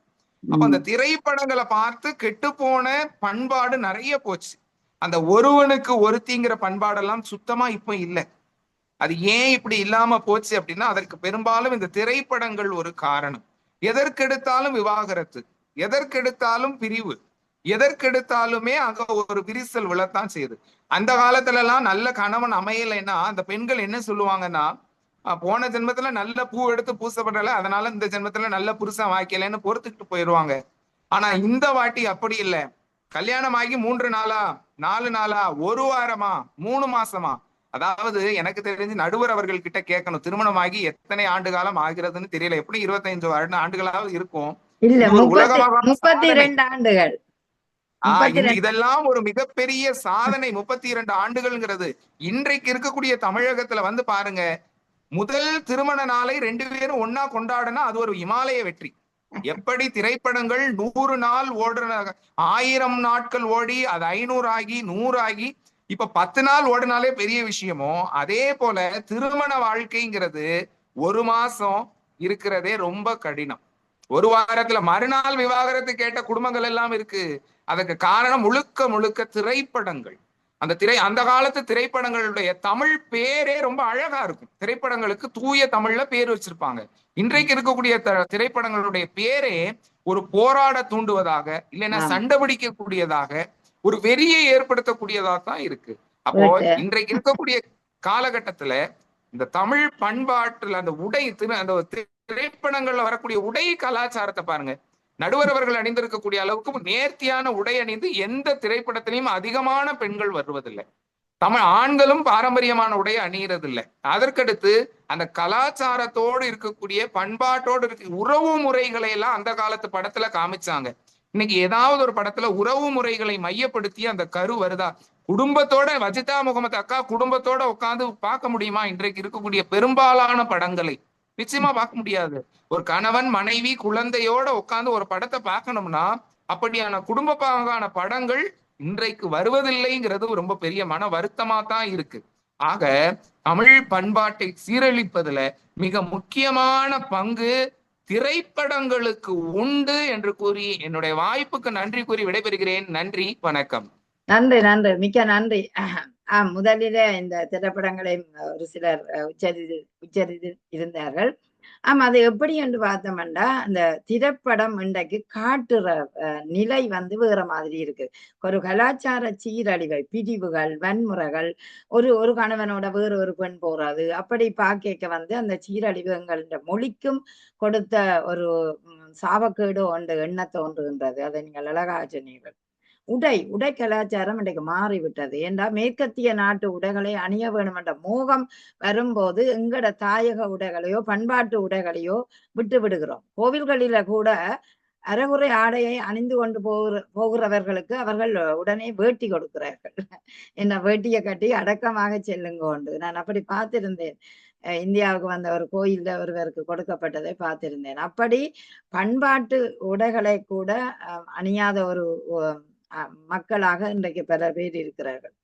அடுத்தது நாங்கள் கூட்டு குடும்பம், உறவு முறைகள், அந்நியோன்யமான அன்பு பரிமாற்றங்கள் எல்லாம் இன்றைக்கு காணாமல் போய்விட்டது. அந்த அன்பு பரிமாற்றம் எல்லாம் தூர விலக எங்களோட பண்பாடுகள் வந்து விலகி செல்லக்கூடிய ஒரு வாய்ப்பு இருக்கிறதோ என்று எண்ணக்கூடிய ஒரு நிலை இருக்கின்றது. ஆகவே நீங்கள் அழகாக சொன்னீர்கள், குடும்ப பாங்கான ஒரு வாழ்க்கையில நாங்கள் அந்நியோன்யமான ஒரு வாழ்க்கை இன்றைக்கு விட்டு போச்சு. அதாவது இடப்பெயர்வு, புலப்பெயர்வு, இப்படியான சோதனைகள் கூட எங்களை மாற்றி விட்டதோ என்ற ஒரு எண்ணம் எங்களுக்குள்ள இருக்கிறது. சரி, பாப்போம். அப்படி என்றாலும் அகச்சூழல் அருமையாக இருந்தால் புறச்சூழல் மாற்றங்களால நாங்கள் பாதிக்கப்படாமல் இருக்கலாம் அல்லவா என்ற ஒரு கேள்வியை கேட்டுக்கொண்டு அடுத்து நாங்கள் ராஜேந்திரம் அவர்களிடம் வருகிறோம். வாருங்கள் ஆசிரியர் ராஜேந்திரம் அவர்களே. வணக்கம். வணக்கம். மிகச்சிறந்த நடுவர் அவர்களுக்கும் TS அவர்களுக்கும் வாழ்த்துக்கள். தமிழ் பண்பாட்டை சீரழிப்பது எவை என்று கேட்டிருக்கிறீங்க. தமிழ் பண்பாட்டை சீரழிப்பவை காரணிகள் அதிகம் இருக்கின்றன. அது ஏதையும் நான் ஒன்றை தான் சொல்ல முடியும். இந்த சின்னத்திரையில வர்ற சீரியல்கள் எல்லாமே தமிழ் பண்பாட்டை சீரழிக்குது. அது வந்து உட்கார்ந்து எல்லாம் அழுதுகிட்டு தான் இருக்க வேண்டியது. ஒரு மாமியார்னா இப்படித்தான் இருப்பாங்கன்னு மிகைப்படுத்தப்படுகிறது. அப்ப அதே போலதான் எல்லா மருமகளும் நடக்க வேண்டும் என்கிற தமிழ் பண்பாட்டை சீரழிக்கிறது சீரியல்கள். அடுத்ததாக சொல்லிக்கிட்டோம்னு வச்சுக்கோங்களேன், மேற்கத்திய கலாச்சாரம். என்னைக்கு மேற்கத்திய கலாச்சாரம் எங்களிடம் புகுந்ததோ அன்றைக்கு உணவிலும் சரி, உடையிலும் சரி, கல்வியிலும் சரி மிகப்பெரிய மாற்றத்தை ஏற்படுத்தி தமிழ் பண்பாட்டை தலைகளாக மாற்றி விட்டது. கல்வி முறை எங்கள்கிட்ட வந்து கீழ்நோக்கி கசிதல் அப்படிங்கிற கோட்பாடைத்தான் கொண்டு வந்தாங்க. அதனால கல்வி முறை மட்டும்தான் மிகப்பெரிய ஒரு மாற்றத்தை ஏற்படுத்தியது. ஆனால் தமிழ் பண்பாடு அதிலே சீரழிந்து விட்டது. ஏன்னா தமிழ்ல பேர் வைக்கிறதே இப்ப இல்ல. எல்லாமே ஆங்கில வழி கல்வியாகவும் பிறமொழி கல்விகளாகவும் கற்கிறாளே தவிர தமிழ் மொழி மீது ஒரு பற்றுதல் இல்லை. எனவே தமிழ் கலாச்சாரம் வந்து முதல்ல அடிப்படையிலே அஸ்திவாரம் இல்லாமல் அசந்து போகிறது. தாய்மொழி வழி கல்விதான் நடக்கணும். இன்னைக்கு அதிகமா தொடக்க பள்ளியில் கூட தாய்மொழி கல்வி இல்ல, ஆங்கில வழி கல்வி நடக்கிறது என்றால் தமிழ் பண்பாடு முதல் கல்வி முறையிலே தான் சீரழிக்கப்படுகிறது, அஸ்திவாரம். அடுத்ததாக நீங்க எடுத்துக்கொண்டால் வந்து மேற்கத்திய கலாச்சாரங்கள், உடையில மாற்றம். உடைகளை குறைத்துக் கொள்வதுதான் மாடனாக நினைக்கிறார்கள். எங்க அக்கா மாதிரி நிறைவான சேலை கட்டி வருவதை தமிழ் பண்பாடு என்று ஒதுக்கி வைக்கிறார்கள். அப்படி அல்ல. இதுதான் சபையில வந்து ரொம்ப மகிழ்ச்சியாக இருக்கிறது என்றால் அப்போ உடையிலும் சரி, உணவிலும் சரி, தமிழுக்கென்று உணவுகள் இருக்கின்றன. இன்னைக்கு யாரும் அந்த தமிழ் உணவுகளை தொடுவதில்லை. பீட்சா, பர்கர் என்று மேற்கத்திய கலாச்சாரங்கள் அதாவது பிளாஸ்டிக்கை தான் சாப்பிட்டுக்கிட்டு இருக்கிறோம். இயற்கை உணவுகள் அல்ல, செயற்கை உணவுகள். இன்றைய தமிழ் கலாச்சாரத்தை உணவு முறைகள் சீரழிக்கிறது, உடைகள் சீரழிக்கிறது, கல்வி சீரழிக்கிறது, ஒழுக்க நெறிகள் இருக்கிறது. அதாவது ஒண்ணு காதலனா இருக்கலாம் அல்லது தோழனாக இருக்கலாம். ஃப்ரெண்ட்ஸுக்கும் லவ்வருக்கும் இடையில வந்து கிரஸ் அப்படிங்கிறாங்க, அதுக்கு ஒரு இடைப்பட்டது ஒண்ணுங்கிறாங்க. அது ஒரு முறை, அதுவும் தமிழ் பண்பாட்டை சீரழிக்கிறது. லிவிங் டுகெதர்ங்கிறான். ஒரு கல்யாணத்துக்கு முன்னாலேயே ஒரு பெண்ணை வந்து கணவனும் மனைவியுமாக சேர்ந்து வாழ்ந்து கொண்டு திரும்பி அவர் பிரிந்து விடுகிறார்கள். இது எங்கள் தமிழ் பண்பாட்டில் அது கிடையாது. காதலனாக இருக்கலாம், அது வேற. கல்யாணத்துக்கு முன்பு காதலிக்கலாம், திருமணம் செய்து கொள்ளலாம். ஆனா லிவிங் டுகெதராக வாழுகிறார்கள் பாருங்கள். இந்த வாழ்வு முறை தமிழ் பண்பாட்டை மிகவும் சீரழிக்கிறது. படித்த பெண்கள் எல்லாருமே அந்த மாதிரி வாழணும்னு ஆசைப்படும் பொழுதுதான் அந்த கதான் சொன்ன ஆரம்பத்துல கல்வி சீரழிக்கிறது. இவ்வாறு சின்னத்திரைகளும் சரி, வண்ணத்திரைகளும் சரி, சின்னத்திரையும் வண்ணத்திரையும் சீரழிக்கிறது. நம்ம ஹிந்து மதம் சொல்லுகிற பொழுது தமிழ் பண்பாட்டை மதங்கள் தான் காப்பாற்றி கொண்டிருந்தன. இன்னைக்கு பிற மதங்களுக்கு மாறுகிற பொழுது தன் பெயரையே மாற்றி விடுகிறார்கள். தமிழ்ல பேர் இல்லை, ஆங்கிலம் கலந்த பெயர்களோ அதாவது அவங்க மதத்தின் சார்பான பெயர்களை வைக்கிற பொழுது தமிழ் கலாச்சாரம் அதுல அடிபடுகிறது. இன்னும் ஒரு இடத்துல சீரழிதுன்னா ஏடிஎம்ல போய் யாரும் பணத்தை போய் ஆங்கில வழியில தான் எடுக்கிறாங்க. அதுல தமிழ் மொழியவே தேர்வு செய்யறதே இல்லை. பணம் எடுக்கிற அந்த கலாச்சாரம் பேங்க்ல இந்த மாதிரி இடங்கள்ல கூட தமிழ் கலாச்சாரம் வந்து தமிழ் மொழியவே அழிக்கிறோம், நம்மளே அழிக்கிறோம். தமிழ்ல போய் பார்த்தா நம்மள ஒரு சரி படிக்க தேவைன்னு நினைச்சிருவானோ அப்படின்னு நினைக்கிறதுக்காக எல்லாரும் ஆங்கிலத்திலே சொல்றாங்க. இவ்வாறு சின்னத்திரையும் வண்ணத்திரையும் கல்வி முறையும் உடையும் நடையும் உணவும் என்று தமிழ் பண்பாட்டை சீரழித்துக் கொண்டிருக்கிறது. நகலாக்கா அவர்களே மிக சிறந்த ஒரு கருத்தை சொல்லி தமிழ் பண்பாட்டை தலைநிமிர்த்த வேண்டும் என்று நெல்லையிலிருந்து உங்களை வணங்குகிறோம். நன்றி நன்றி. உண்மையிலேயே நானும் இன்றைக்கு இந்த ஒரு நல்ல நாள், நாங்கள் நாளைக்கு புத்தாண்டை கொண்டாட போகிறோம். விடிந்ததும் எங்களுக்கு மகிழ்ச்சியான ஒரு நாளாக அந்த புதிய வருடம், அந்த வருடத்தின் பேரையும் விசுவாசுவ வருடம் வரப்போகுது. விசுவாசுவ வருடம் வரப்போகிறது. அதையும் அன்போடு நாங்கள் அழைத்து கொண்டு மிக சிறப்பாக பேசினீர்கள். உண்மையிலேயே நாங்கள் இவற்றை இப்ப நாங்கள் நிவர்த்தி செய்ய வேண்டிய தேவை இன்றைக்கு இருக்கிறது. அதாவது நிறைய நாங்கள் எங்களுக்கு இவை எல்லாம் குறைபாடுகளாக இருக்கின்றன. இப்ப சீரழிவை ஏற்படுத்துகிறது. அவற்றையெல்லாம் நாங்கள் பார்க்கிறதே இல்லை. உண்மையா சொல்றோம். ஏன்னா பார்த்தால் இது என்ன ஒரே அழுக வடிஞ்ச முகங்களாகவும் இப்படி இருக்க, அல்லது நாகரிகமான ஒரு தோற்றத்தை காட்டுவார்கள். அந்த சீரியல்ல வந்த நகையை நாங்க இந்த முறை அணிந்து கொள்ளலாம் என்று அந்த ஆடம்பரங்கள் அலங்காரங்களை பார்க்கிறவர்களும் இதுக்காக இருக்கிறார்கள். மேற்கத்திய கலாச்சாரங்கள் சில நேரம் தமிழ் மக்களோட ஒட்டி கொண்ட கலாச்சாரமாக இருக்கிறது. என்ன, திருமண வீட்டுக்கு நாங்கள் புடவையோட தான் செல்ல வேண்டும், ஆனா திருமண வீட்டுக்கு காச்சட்டியோட போக மாட்டோம். ஆனா அப்படி கலாச்சார அழிவுகளை ஏற்படுத்தி அப்படியான உடைகளோட வருபவர்களும் இருக்கிறார்கள். ஆனால் இப்பொழுது அப்படி நாங்கள் அதை அனுமதிக்கிறது இல்லை. எல்லோரும் தமிழ் கலாச்சார பண்பாட்டோடைய வாருங்கொண்டு நாங்கள் பூமியில செய்யக்க கூட எங்களோட தமிழ் பண்பாட்டோட நீங்க வரணும் என்று எல்லோரையும் வேண்டிக் கொள்வது வழக்கம். அடுத்தது ஒரு அத்திவாரம் தான் ஒரு கட்டிடத்துக்கு பலமாகும். அத்திவாரம் சரியில்லையானே கட்டிடம் அசைந்து விடும், ஆடிவிடும் அல்லது விழுந்து விடும். ஆகவே அந்த அத்திவார கல்வி கூட தாய்மொழி கல்வியில இருந்தா குழந்தைக்கு ஆழமான ஆணி வேர் எப்படி ஒரு மரத்தின் பதிக்குதோ அப்படி பதிக்கக்கூடிய வாய்ப்பு இருக்கும். இதனால எல்லா மொழியையும் அந்த பிள்ளைகள் கொண்டு செல்லக்கூடிய வாய்ப்பு இருக்கும். ஆனா கல்வி முறையில நாங்கள் மாற்றம் கொண்டு வர வேண்டும். கோபிகா சொன்ன ஒரு கருத்து, வரலாறு என்பது ஒரு வரலாறு என்பது வாழ்க்கையின் தொடராக வர வேண்டியது. வரலாற்றை மறந்து நாங்க வாழ முடியாது. ஏன்னா எங்களுக்கு ஒரு கலாச்சாரம் இல்லாமல் போய்விடும். அவை அந்த வரலாற்றை நாங்கள் காப்பாற்ற வேணும் என்றால் எங்களோட கல்வி முறையில தமிழ் பண்பாடு சார்ந்த வரலாற்று உண்மைகள் அங்கு எடுத்து சொல்லப்பட வேண்டும். அது வருங்கால கல்விகள்ல கட்டாயமாக அமைய வேண்டும். அடுத்தது நீங்க மிக முக்கியமாக சொன்னீங்க அந்த ஒழுக்க நெறி. இந்த ஒழுக்க நெறி இன்றைக்கு சிதைவதனால்தான் கலாச்சார சீரழிவு வருகிறது. அதை நாங்கள் டக்குண்டே சொல்லலாம். ஏன்னா ஒழுக்கம், ஒருவனுக்கு ஒருத்தி என்ற ஒழுக்கம் நாங்கள் எங்களோட வாழ்க்கையில கடைப்பிடிச்ச ஒரு திருமணம் முடிந்தால் அந்த ஒருவனுக்கு ஒருத்தி என்று வாழ்ந்த ஒரு இனம் தமிழினம். அதே நேரம் நாங்கள் அந்த தமிழினம் மேற்கத்திய நாட்டுக்கு வந்தோடனே நாங்கள் எதுவும் செய்யலாம் என்று நாங்கள் வாழ்ந்து விட முடியாது. எங்களுக்கென்ற ஒரு பண்பாடு இருக்கிறபடியா நாங்கள் இன்றைக்கும் கட்டுக்கோப்பாக கண்ணியமாக தமிழ் பண்பாட்டோட வாழுகிறோம். மேற்கத்திய நாட்டுக்கு வந்தாலும் தவிர்க்க முடியாத வெளியில அந்த மொழியோ கலாச்சாரம் என்றாலும் வீட்டுக்குள் நாங்கள் மொழியை பேசி எங்களோட கலாச்சார விழுமியங்கள் சார்ந்த நிகழ்வுகளிலே எல்லாம் எங்களோட கலாச்சார உடைகள் அணிந்து எங்களோட மொழியைத்தான் நாங்க விட்டுவிடக் கூடாது. அதுதான் அடையாளம் காக்கக்கூடிய ஒன்று. அதை பேசி நாங்கள் அந்த மொழியினூடாக குழந்தைகளை வளர்த்தோம் என்றால் மகிழ்ச்சி தான். அதை விட இன்றைக்கு நீங்க சொன்ன அந்த திருமணத்துல லிவிங் டுகெதர் நாங்க எல்லாம் அப்படி கலாச்சாரங்களை பிள்ளைகளை அனுமதிக்கவே மாட்டோம். ஏன்னான்னு கேட்டா அப்படி கலாச்சாரத்துக்கு அவையே வர ஆயினம். ஏன்னா எப்படி தாய் தகப்பனோ எப்படி வாழ்ந்தார்களோ அதை பின்பற்றித்தான் வாழ போற பிள்ளைகளாக நாங்கள் வளர்த்தி இருக்கிறோம். ஆனபடியால் அந்த அளவு கலாச்சாரத்துக்கு வராது. அடுத்து நீங்க சொன்னீங்க பேங்க், அதை தவிர்க்க முடியாத ஒன்று. உங்களுக்கு மொழி இருக்கிறது, எங்களுக்கு ஆங்கிலத்தில தான் அந்த பேங்க் அலுவலை செய்யக்கூடிய வாய்ப்பு இருக்கும். ஆனால் தமிழ் பிரதேசங்கள்ல நான் இலங்கையில போய் தமிழில தான் நான் அந்த ஃபார்ம் எடுத்து நிரப்பி இருந்தேன். எனக்கு இவ்வளவு காசு வேணுமென்றதை நான் தமிழ்ல தான் எழுதி கொடுத்தேன். அப்ப அந்த பேங்க்ல ஓகே உடனடியாகவே செய்கிறார்கள். கட்டாயமாக ஆங்கிலம் தான் தேவையில்லை. தமிழ்ல தான் இலங்கையில போனா நான் கையெழுத்தே வைப்பேன். இங்கு வேற மாதிரி அங்க வேற மாதிரி வைக்க வேண்டிய நிலை எங்களுக்கு இருக்கு. ஆனா அப்படி நாங்கள் தமிழை பாவிக்கக்கூடிய இடங்கள் எல்லாம் பாவிக்க வேண்டும் என்பதை அழகாக சொல்லியிருந்தார். மிகச் சிறப்பு, நல்லது. இனி நாங்கள் ஒவ்வொரு தரம் ஒவ்வொரு கருத்தோட நாங்கள் விடைபெறலாம். இப்ப எல்லோரும் கருத்து சொல்லிக்கிட்டீங்கள்.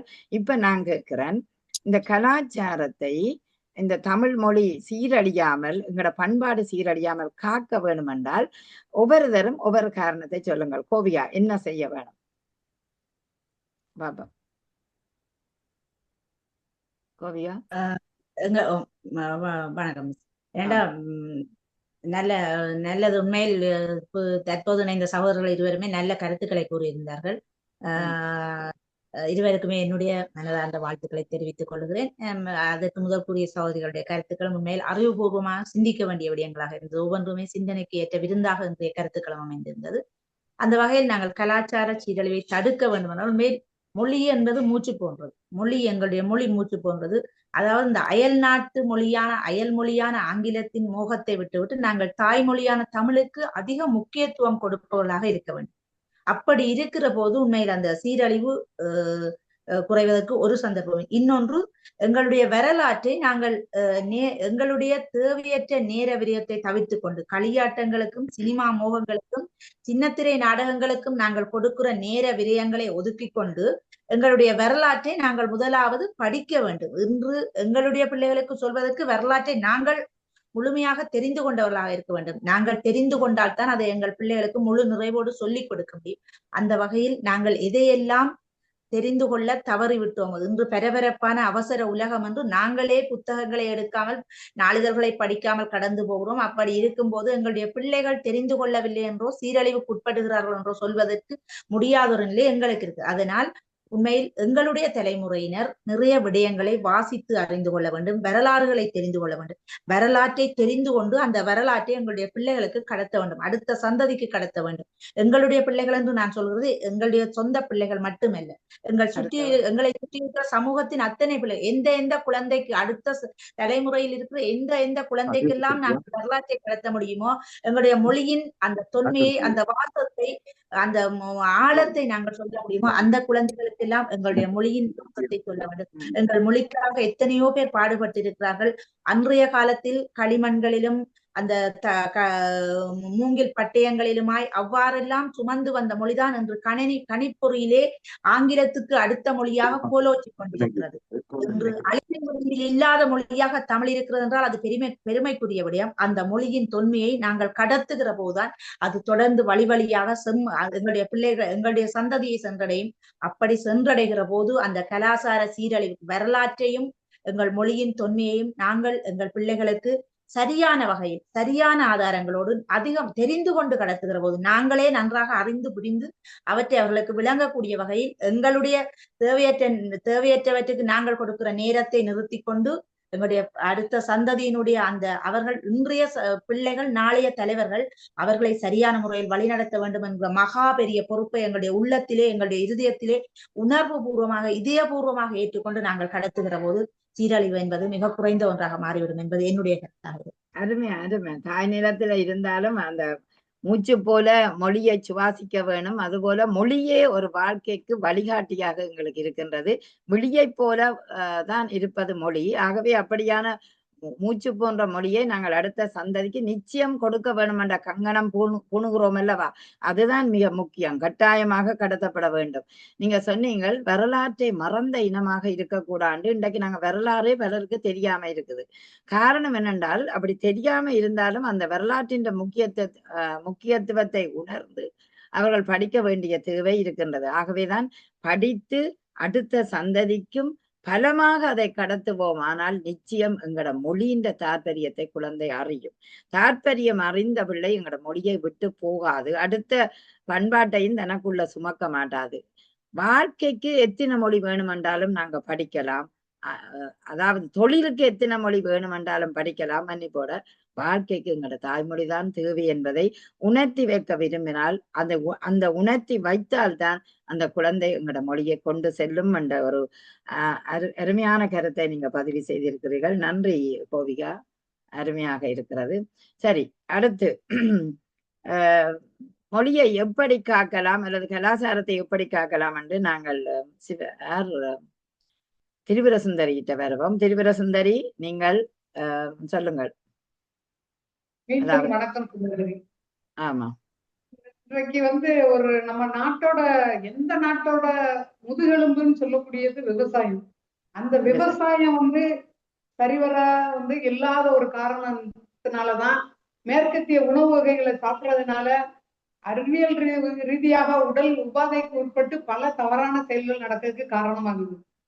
நுகர்வு கலாச்சாரம், விளம்பரம் மற்றும் ஊடகங்கள்ல ஊக்குவிக்கப்படுது. அதிகப்படியான ஊக்குவிக்கப்படக்கூடிய கலாச்சாரம் என்னன்னா, ஒரு சோப்பு, சாதாரண சோப்பு விளம்பரத்துக்கும் உள்ளாடை விளம்பரத்துக்கும் ரொம்ப அது ஒழுக்கக்கேடான சில விஷயங்களையும் ஆபாசமான விளம்பரத்தையும் கொடுக்கறதுனால இன்னைக்கு பண்பாடு சீரழிஞ்சுக்கிட்டு இருக்குங்கிறத என்னோட கருத்துல நான் மையப்படுத்திக்கிறேன். அதுக்கப்புறம் வாழ்க்கை முறையை நோக்கி மக்கள் தள்ளப்படுறாங்க. மோசமான நுகர்வு கலாச்சாரத்தினால ஆடம்பரமான வாழ்க்கைக்கு தள்ளப்படுறதுனால பாரம்பரியமான விழுமியங்கள் எளிதாக எனது முறை அந்த எளிதான முறையில் இருந்து விலகி மக்கள் போகிறதுக்கு காரணமாகுது. அதுக்கடுத்து போதை பொருள். போதை இன்னைக்கு அந்த சரியான விழிப்புணர்வு, அந்த கல்வி மற்றும் விழிப்புணர்வு இல்லாம நமது பண்பாட்டோட பெருமையோட முக்கியத்துவம் குறித்து இளைய தலைமுறையினருக்கு போதிய கல்வி விழிப்புணர்வு இல்லாதது ஒரு முக்கியமான காரணம்.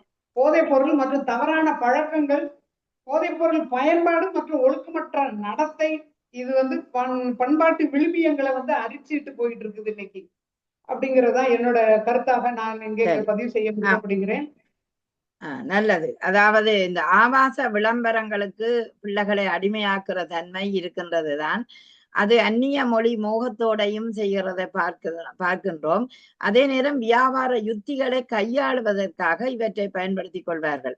அதையெல்லாம் நாங்கள் எங்களோட பிள்ளைகளுக்கு நாங்கள் அதை தவிர்க்க வேணும் என்றுதான் நான் சொல்லுகிறேன். அதாவது கலாச்சாரங்களை சீரழியக்கூடிய விளம்பர யுத்திகளுக்கு பிள்ளைகளை போக விடக்கூடாது.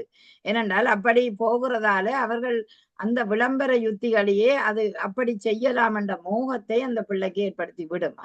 ஆதலால் அந்த ஆபாச விளம்பரங்களுக்கு எல்லாம் குழந்தைகளை அனுமதிக்க கூடாது என்பது உண்மையான ஒன்று. அடுத்தது அந்த போதைப் பொருள், அது ஒரு பெரிய ஒரு பூதாகாரமாக மக்கள் மத்தியில இன்றைக்கு வரக்கூடிய வாய்ப்பு இருக்கு. அது இலங்கையில ஆக மோசமாக மாணவர்கள் பாதிக்கப்படக்கூடிய நிலை இருக்கின்றது. அவற்றுக்கு எவ்வளவு தூரம் அடிமையாகாமல் என்கிற குழந்தைகளை வைத்திருக்கிறோமோ அது ஒரு சிறப்பான அம்சமாக இருக்கின்றது. மிக்க நன்றி, மிக்க நன்றி. அடுத்து வஜிதா. இப்ப இந்த சீரழியாமல் நாங்கள் காக்க வேணுமெண்டா என்ன செய்யலாம்? வஜிதாவிடம் வருகின்றோம்.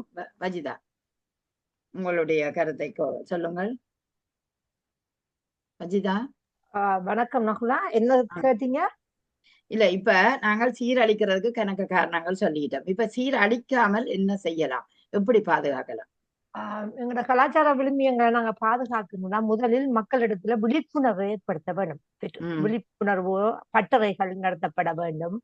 அடுத்தது வீட்டுல நாங்க பிள்ளைகளுக்கு எங்களோட கலாச்சார விழுமியங்களை நாங்க வாழ்ந்து காட்ட வேண்டும். இப்ப பள்ளிக்கூடத்துல ஆசிரியராக இருக்கட்டும், அப்படியான அதுகளை நாங்க அந்த பிள்ளைகளுக்கு இந்த வாழ்ந்து காட்ட வேணும். இப்ப நாங்க அதுக்காக சும்மா பேப்பர்லயோ புத்தகத்திலேயோ படிச்சுட்டு போறோம். இப்ப நாங்க படிக்கிறதுல மட்டும் அதை நாங்க கற்றுக்கொள்ள முடியாது. அதை பயன்படுத்துறதுதான் இருக்கு. பயன்படுத்துதான். இப்ப நாங்க புத்தகத்தை படிக்கலாம், வரலாறு படிக்கலாம். அது ஒரு படிப்பு அது இப்ப குறைந்து கொண்டு போகுது. புத்தகங்க வாசிக்கிறதே இல்ல. இப்ப நீங்க லைப்ரரியில போனீங்கன்னு சொன்னா 3 பேர் தான் குந்தி இருக்கிறாங்க. டெலிபோனை நோன்றதை விட டெலிபோனை நோன்றவங்க தான் கூட இருக்கிறாங்க. இப்ப லைப்ரரியில போய் பாருங்க, கொசு அடிக்குது லைப்ரரியில. அந்த அளவுக்கு இருக்கு. வரலாறுகளை நாங்க படிச்சுட்டு போனா மட்டும் காணாது. ஆனால் நாங்க வாழ்ந்து காட்ட வேண்டும் பிள்ளைகளுக்கு. அந்த வாழ்ந்து காட்டுறதுலயும் ஆசிரியர் சொன்னா நீங்க எழுதிட்டு கரும்பலையில எழுதிட்டு போறது இல்ல. நீங்க அந்த பிள்ளைகளுக்கு இப்ப இந்த கோயில்னு சொன்னா நீங்க எப்படி போகணும், வாங்க வலிக்கிட்டு நின்று நீங்க போகணும் அந்த பிள்ளையோட சேர்ந்து. செய்முறை பயிற்சிகளை காட்டும். செய்முறை பயிற்சிகள் மூலமாக அதை நாங்க போகணும். எனக்கு ஒன்று நல்லா பிடிச்சிருந்தது. இப்பொழுது நாங்க சேர்ந்து பார்க்கக்கூடிய அந்த படங்கள், அது அதை பத்தி சொல்லியிருந்தார் சகோதரர். உண்மையிலே இப்ப முந்தியெல்லாம் நாங்க அதிகமான படங்களை பார்த்தீங்கன்னு சொன்னா சுவாஜி கணேசன் நிறைய படங்களை குடும்பத்தோட பார்ப்போம். குடும்பத்தோட இருந்து பார்க்க ஆசையா இருக்கும் சில படங்கள். எங்களுக்கே கண்ணால தண்ணி வரும். இப்ப ஒரு குமரப்புள்ளைய பக்கத்துல வச்சுட்டு ஒரு வயது வந்து பொடியனை வச்சுட்டு பார்க்கும் பொழுது எங்களுக்கு நாங்க எழும்பிட்டு ஓடுவோமா, அந்த பிள்ளை எழும்பிட்டு ஓடுவோமா, அந்த மாதிரி எங்களுக்கு ஒரு சங்கடமான இருக்கும். அந்த சூழல்ல நாங்க வாழ்ந்து எங்களுக்கு கஷ்டமா இருக்கும் அந்த படங்களை. அப்படியான படங்களை நாங்க தவிர்க்கத்தானே வேணும். ஏன் அதை பார்க்க வேணும்? தவிர்க்கிறதுக்கு இப்ப ஒரு சமூகத்துல சீரழிவாக இருக்கும் பொழுது எல்லோருக்கும் பொறுப்பு இருக்கு நகுலா. உங்களுக்கும் எனக்கும் பொறுப்பு இல்ல, ஒரு எழுத்தாளருக்கு இருக்குது, அதை வெளிப்படுத்துகின்ற ஒரு இயக்குனருக்கு அது இருக்குது, ஒரு ஆசிரியருக்கு, அந்த சமூகத்துக்கு இருக்கிறது, அந்த சமூக தலைவர்மாருக்கு இருக்கிறது, எல்லோருக்கும் அந்த பொறுப்பு இருக்குது. அப்ப அந்த படம் எடுக்கிறவர்கள் தான் அதுகளை தவித்துக் கொள்ள வேண்டும். அவர்கள் என்னத்தை காட்டுவார்கள்? ஒரு பொக்கு இல்ல பம்பரத்தை காட்டுவார்கள். அதை எப்படி நாங்க ஒரு பிள்ளைகளோட இருந்து பக்கத்துல இருந்து பார்க்கலாம் அந்த படத்தை? சொல்லுங்க பாப்போம். அந்த காலத்தில எல்லாம் பாருங்க, அந்த போடுற ஆடைகளை பார்த்தா பாவாடை தாவணிதான் இருக்கு. அப்படி நாங்க இருங்கன்னு சொல்லல, நவீனத்தோட சேர்ந்து வாழத்தான் வேணும் எங்களோட பிள்ளைகளும். ஆனால் அந்த அறகுறையை ஆடைகள்ல இருந்து தவித்துக் கொள்வதற்கான வழிமுறைகள் எடுக்க வேணும். இப்ப சின்ன திரையை எடுத்து பார்த்தா நீங்க பாத்தீங்கன்னு சொன்னா சின்ன திரைய நாங்கள் பாக்குற மேடையில பேச வர ஒரு பிள்ளையே ஒரு மாறாப்ப மறைக்காமையே ஒரு பக்கத்தை காட்டி கொண்டு சாரிக்க போட்டு கொண்டு வருது. அது அப்படியும் இருக்கிறது. அந்த விடயங்களை அதுக்கு காரணம் என்னன்னு சொன்னா, அந்த பிள்ளைய வீடியோ ஷூட்டிங் எடுக்க போறாங்கன்னு தெரியும். அந்த பிள்ளை அதுக்கு முதல் பார்த்திருக்கும் 4 பேர் பேசினத. எப்படி போனாதான் அதுல நல்லா இருக்கும்னு அந்த பிள்ளை நினைக்குது. நீங்க என்ன பார்த்து நீங்க படிக்க வேண்டிய அவசியம் இல்லை. நான் இப்படித்தான் அந்த இந்த திடமானத்தை நாங்க எடுத்துக்கொள்ள வேணும். எந்த கலாச்சாரம் இதுதான், நான் யாருக்கும் பக்கப்பட வேணும், யாருக்கு பயப்பட வேணும். அதான் இப்ப வஜிதாவை எடுத்தம் என்றால், வஜிதா எப்போதுமே எந்த விழாக்கும் தலையில முக்காடு போட்டுக்கொண்டுதான் வருவார். அதை அவருடைய கலாச்சாரம், அவருடைய மதம் சார்ந்த இயல்புகளை அந்தந்த இடங்களில மிக சிறப்பாக காட்டிக் கொண்டிருக்கக்கூடிய ஒரு பண்பாட்டை பேணுறவில்லை என்றுதான் நாங்கள் சொல்லலாம். ஆகவே நீங்கள் அருமையாக எனது கலாச்சாரத்தை நான் வெக்கப்பட வேண்டிய அவசியம் இல்லை. அது எனது பெற்றோர்கள் எனக்கு தந்த ஒரு பொக்கிஷம். எனது கலாச்சார விழுமியங்கள், எனது மார்க்கம் என்பது என்ற பெற்றோர்கள் எனக்கு கடத்தப்பட்டது. அதை நான் அழகாக எனது குழந்தைக்கு கொடுத்து என்ற சமூகத்துக்கு கொடுத்துட்டு போவிட, அதுக்காக நான் எனக்கு தேவைக்காக நான் அதை கலட்டி அறிய வேண்டிய அவசியம் இல்லை. அதை நான் ஆனா பெருமையோடு சொல்லிக் கொள்ள வேண்டும். என்னை பார்த்தவர்கள் நான் ஒரு இஸ்லாமியர் என்றால் நான் இஸ்லாமிய என்று தொழுகிறத்துல வைத்தது என்ன மட்டும் வச்சிருக்க கூடாது. நான் இந்த நடைமுறை, எனது கலாச்சார விழுமியங்கள், நான் பழகுன்றது, எனது அன்பு, அதுகளை வைத்துத்தான் என்னை அடையாளம் கட்டிக் கொள்ள வேண்டுமே தவிர, நான் 5 நேரம் தொழுகிறேன், நான் மக்காவுக்கு போறேன், நோன்பு பிடிக்கிறேன், அது எனது இஸ்லாமிய மார்க்கம் இல்லை. அது எனது மார்க்கம் இல்ல. அது ஒரு பூச்சி. நான் போட்டிருக்கிறேன் வேடம், அது இஸ்லாமிய என்ற வேடம். அந்த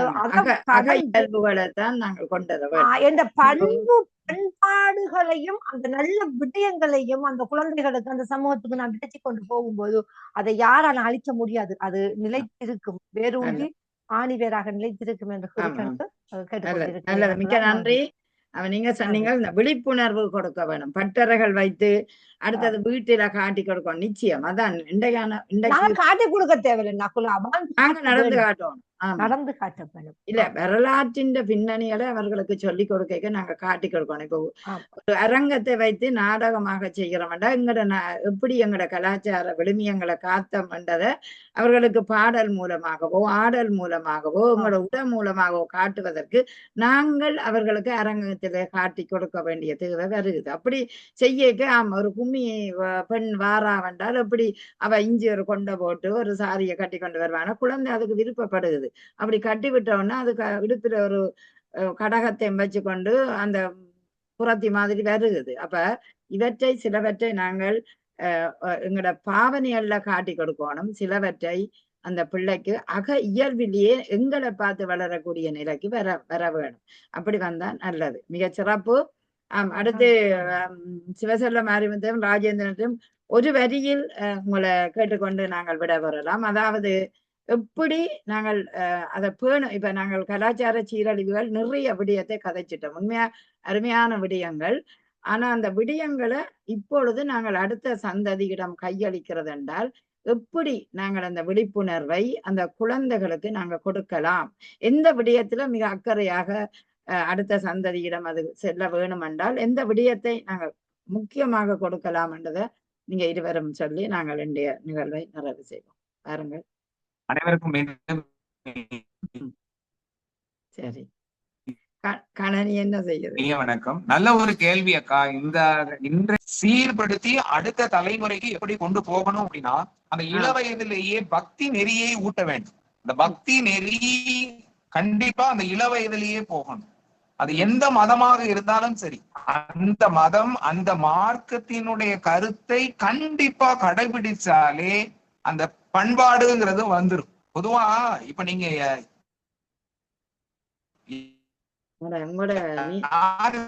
வீட்டுக்கும் போனா வணக்கம்னு சொல்லுவாங்க, வாங்கன்னு கிறிஸ்தவ சகோதரர்களை பாருங்க.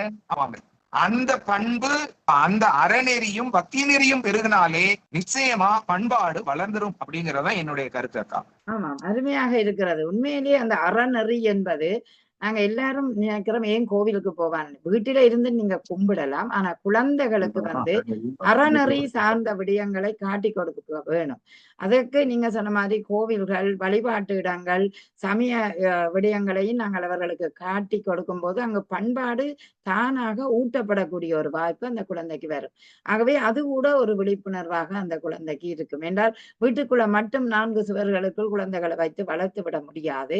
கட்டாயமாக எங்களோட மொழியின் பெருமைகளை 4 தேசங்களுக்கும் கொண்டு செல்ல வேண்டும் என்றால் அவர்கள்தான் அடுத்த மொழியை மொழிபெயர்த்து எங்களோட மொழியில உள்ள நல்ல விடயங்களை கொடுக்கிறார்கள். இன்றைக்கு திருக்குறள்ல எத்தனையோ விடயங்களை மொழிபெயர்த்து கொடுக்கும் போது இந்த நாட்டவர் கூட ஆச்சரியமாக பார்க்கக்கூடிய நிலை இருக்கின்றது.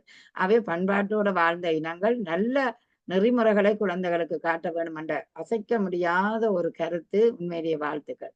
சரி, ராஜேந்திரனிடம் வந்து நாங்கள் விடை வருவோம். ராஜேந்திரன் பாருங்க. வணக்கம். அதாவது தமிழ் பண்பாட்டை காக்கணும்னா கலை, அதாவது தமிழ் கலைகளை இளைஞரை குழந்தைகளிடத்தில் வளர்க்கணும், கொடுக்கணும். அந்த கலையும் மொழியும் அழியாமல் பார்த்து கொண்டாலே தமிழ் பண்பாடு அதே காக்கப்படும். தமிழ் இலக்கியங்கள், அதாவது பாடத்திட்டத்துல அதிகம் மாத்தணும்னு சொன்னா நம்முடைய அறநெறி கருத்துக்களையோ தமிழ் இலக்கியங்களுக்கும் அதிக முக்கியத்துவம் தரணும். யாருமே தமிழ் பாடத்தை சரியா படிக்கிறதே இல்லை. ஏன்னா அது போட்டித் தேர்வுக்கு தேவையில்லைன்னு சொல்லி எடுக்கிறாங்க. ஆங்கிலமும் கணிதமும் அறிவியலும் படிக்கிறாங்களே தவிர மொழி பாடத்தின் மீது அதிகம் இல்லை. மொழி பாடம் தான் தமிழ் பண்பாடு. தமிழ் மன்னர்களை பத்தி படிக்காம அந்நிய நம்ம இந்தியாவை அடிமை கொண்டவர்களை பத்தியே நம்ம படிக்கிறோம். நமக்கு அடிமை கலாச்சாரத்தையே நம்ம படிச்சுட்டு வரமே தவிர நாம் உலகத்தையெல்லாம் ஆண்டவர்கள் அப்படிங்கிற ஒரு தமிழர்கள் ஆண்டிருக்கிறார்கள் என்று சேர சோழர்களை பத்தி வரலாறு கூட எனக்கு பாடப்புத்தகத்தில் இல்ல. அக்கா சொன்ன மாதிரி நம்முடைய தமிழ் பண்பாட்டினுடைய கலாச்சாரங்களையும் தமிழ் பண்பாட்டினுடைய பிரதிபலிக்கின்ற வரலாறுகளையும் குழந்தைகளுக்கு தெளிவாக கற்றுத்தர வேண்டும். ஏன்னா நமக்கே தெரியல. கல்வி முறையில் மாற்றம், இந்த மாதிரி அறநெறி கருத்துக்கள் இருக்கணும். இதுதான் தமிழ் பண்பாடுகளை ஓரளவு அழகாக இந்த சொல்வார்கள். மொழியும் கலையும் நம் இரு கண்கள். அதாவது எங்கட கண்கள் போலத்தான் மொழியும் அந்த கலையும். கலை ஏன் வேணும் என்றால் நாங்கள் இப்படி ஒரு வரலாற்றை சொன்னால் மட்டும் குழந்தைகளுக்கு போதாது. இந்த வரலாற்றின் பின்னணியை ஒரு நாடகமாக நடித்து காட்ட வேண்டிய தேவை அல்லது கதைகள் ஊடாக அவர்களுக்கு சொல்ல வேண்டிய தேவை வருகிறது. ஆகவே அங்க கலை மிக முக்கியம். இந்த கலையின் ஊடாகத்தான் எங்களோட வரலாற்றை பிரதிபலிக்கக்கூடிய பிம்பங்களை அவர்களுக்கு தோற்றுவிக்கலாம் என்றது உண்மை. அதே நேரம் தமிழ் இலக்கியங்கள் இன்றைக்கு என்னத்தை புகுத்துகின்றன, இலக்கியங்கள் என்ன சொல்லுகின்றன, எப்படி அந்த இலக்கியங்கள் எங்களோட மொழியை வளர்த்தன போன்ற விடயங்களை குழந்தைகளுக்கு நாங்கள் காட்டி கொடுக்க வேண்டும். அவற்றை பேச்சு மொழியாகவோ அல்லது எழுத்து மொழியாகவோ அதை விட நாங்கள் அவர்களோட சேர்ந்து கூடி இருந்து அவற்றை விளங்கப்படுத்தி அதனூடாக எங்களோட கலை கலாச்சாரம் சார்ந்த நிகழ்வுகளை அவர்களுக்கு கொண்டு வந்து காட்டும் போது, படங்கள் மூலமாக காட்டும் போது அந்த குழந்தைக்கு அவை விழிப்புணர்வாக எங்களோட மொழி ஒட்டி கொள்ளக்கூடிய ஒரு வாய்ப்பு இருக்கும். நீங்க சொன்னீங்கள் வரலாறும் அடுத்தது மொழி மிக முக்கியம் என்றது. அந்த ஏன் அது அந்த மொழியினூடாக கொடுக்கப்படும் போதுதான் புலம்பெயர்ந்த பிள்ளைகள் அடுத்த சமுதாயத்துக்கு அதை கொடுக்கிறார்கள். அப்ப எங்களோட நற்பண்புகள் மேலத்தேச கலாச்சாரத்திலே பெருமையாக பேசப்படுவதை பார்க்கின்றோம். உதாரணமாக திருக்குறள் ஒரு நல்ல உதாரணம். அதே நேரம் நாங்கள் இந்த புலம்பெயர்ந்த சூழலில் ஒரு திருக்குறளை ஒரு ஒரு ஒரு வாரத்துக்கு சொல்லி அந்த திருக்குறளில் சொன்ன அறக்கருத்துக்களை குழந்தைகளுக்கு சொல்லி நாங்கள் அவர்களை கட்டிக்காத்து வளர்க்கிற நிலையை பார்க்க எனக்கு பெருமையாக இருக்கிறது. இன்றும் நான் அவர்களுடன் அந்த வகுப்பில் கலந்து கொள்ளும் போது கேட்கிற கேள்விகளுக்கு அவர்கள் சொல்லுகிறார்கள், ஏன் நாங்கள் கோவிலுக்கு போக வேணும், ஏன் நாங்கள் அறம் சார்ந்த விடயத்தை மற்றவர்களுக்கு தெரிவிக்க வேணும். அவர்களை நாங்கள் விளங்கப்படுத்தி சொல்லும் போது பிள்ளை இன்னொரு நேரம் ஒரு பாடத்தினூடாக வரும்போது அவற்றை தெளிவாக விளங்கி கொள்ளுகிறார்கள், அதை தெளிவாக எங்களுக்கு உரைக்கிறார்கள். அப்படி பார்க்க உண்மையிலேயே நிச்சயம் நாங்கள் வரலாற்றின் ஒரு பெருமையில நாங்கள்லாம் நிகழ்கால பெற்றோரா இப்ப இருக்கிறோம். அடுத்த சந்ததி வந்து விட்டது, அவர்களுக்கு அஞ்சலோட்ட தடியை நாங்கள் கொடுக்க வேண்டும் என்றால் எங்கட அறஞ்சார்ந்த கருத்துக்களும் வரலாறு சார்ந்த பதிவுகளையும் நிச்சயம் குழந்தைக்கு கொடுப்போம்டா அது கலை மொழி அத்தனையினூடான ஒரு விழிப்புணர்வாக்கி கொடுத்தோம்டா நிச்சயம் அந்த பிள்ளை எங்கட மொழியில பற்றுதலாக ஒட்டிக்கொள்ளும். மொழிப்பற்று வந்தால் தமிழ் பண்பாடு பற்றும் அந்த பிள்ளைக்கு தானாகவே ஒட்டி கொள்ளக்கூடிய வாய்ப்பு இருக்கும். எனவே இன்றைய இந்த புத்தாண்டில உண்மையிலே மிக மகிழ்ச்சியாக இருக்கிறது. சித்திரை புத்தாண்டு என்றால் சிறப்பாக அது மலர வேண்டும். அப்படி மலர்ல புத்தாண்டு இன்னும் ஒரு கொஞ்ச நேரத்தால உங்களுக்கு மலரும் என்று நினைக்கிறேன், எங்களுக்கு கொஞ்சம் பிந்தும். அப்படியான இந்த நாளில நாங்கள் ஒரு பட்டிமன்றம் அல்லது விவாத அரங்கம் அல்லது நாங்கள் இப்படி ஒரு அரங்கங்களை எடுத்து பேசுவோம். ஆனால் கருத்துக்களம் என்று வரைக்கும் நல்ல கருத்துக்களை இந்த மக்களுக்காக விட்டு செல்ல வேண்டிய தேவை இருக்கின்றது. ஆகவே நீங்கள் இணைந்து கொண்ட அத்தனை பேருக்கும் உண்மையிலேயே முத்தான நல்வாழ்த்துக்களை தெரிவித்துக் கொள்ளுகிறேன். மீண்டும் மீண்டும் நாங்கள் மொழிக்காக கலைக்காக எங்களோட வாழ்க்கையை அர்ப்பணிக்க வேண்டிய தேவை இருக்கிறது. அதனால இன்னும் ஒரு தலைப்பினூடாக வருங்காலங்களிலும் நாங்கள் இணைந்து கொண்டு இப்படியான நல்ல கருத்துக்களை விழிப்புணர்வூட்டும் கருத்துக்களை அடுத்த சந்ததிக்கு விட்டு செல்வோம் என்ற ஒரு அருமையான கருத்துடன் இணைந்த அத்தனை பேருக்கும் புத்தாண்டு நல்வாழ்த்துக்களையும் இந்த நேரத்தில் மகிழ்ச்சியாக தெரிவித்துக் கொள்கிறேன். வரும் ஆண்டு இனிமையும் இளமையும் இன்பமும் உங்களுக்கு கூடி வரட்டும் என்று வாழ்த்திக் கொண்டு இந்த நல்ல நேரத்துல உங்களை எல்லோரையும் வணங்கி விட வருகிறேன். நன்றி, வணக்கம். நன்றி, வணக்கம். நன்றி. நன்றி எல்லாருக்கும் தமிழ்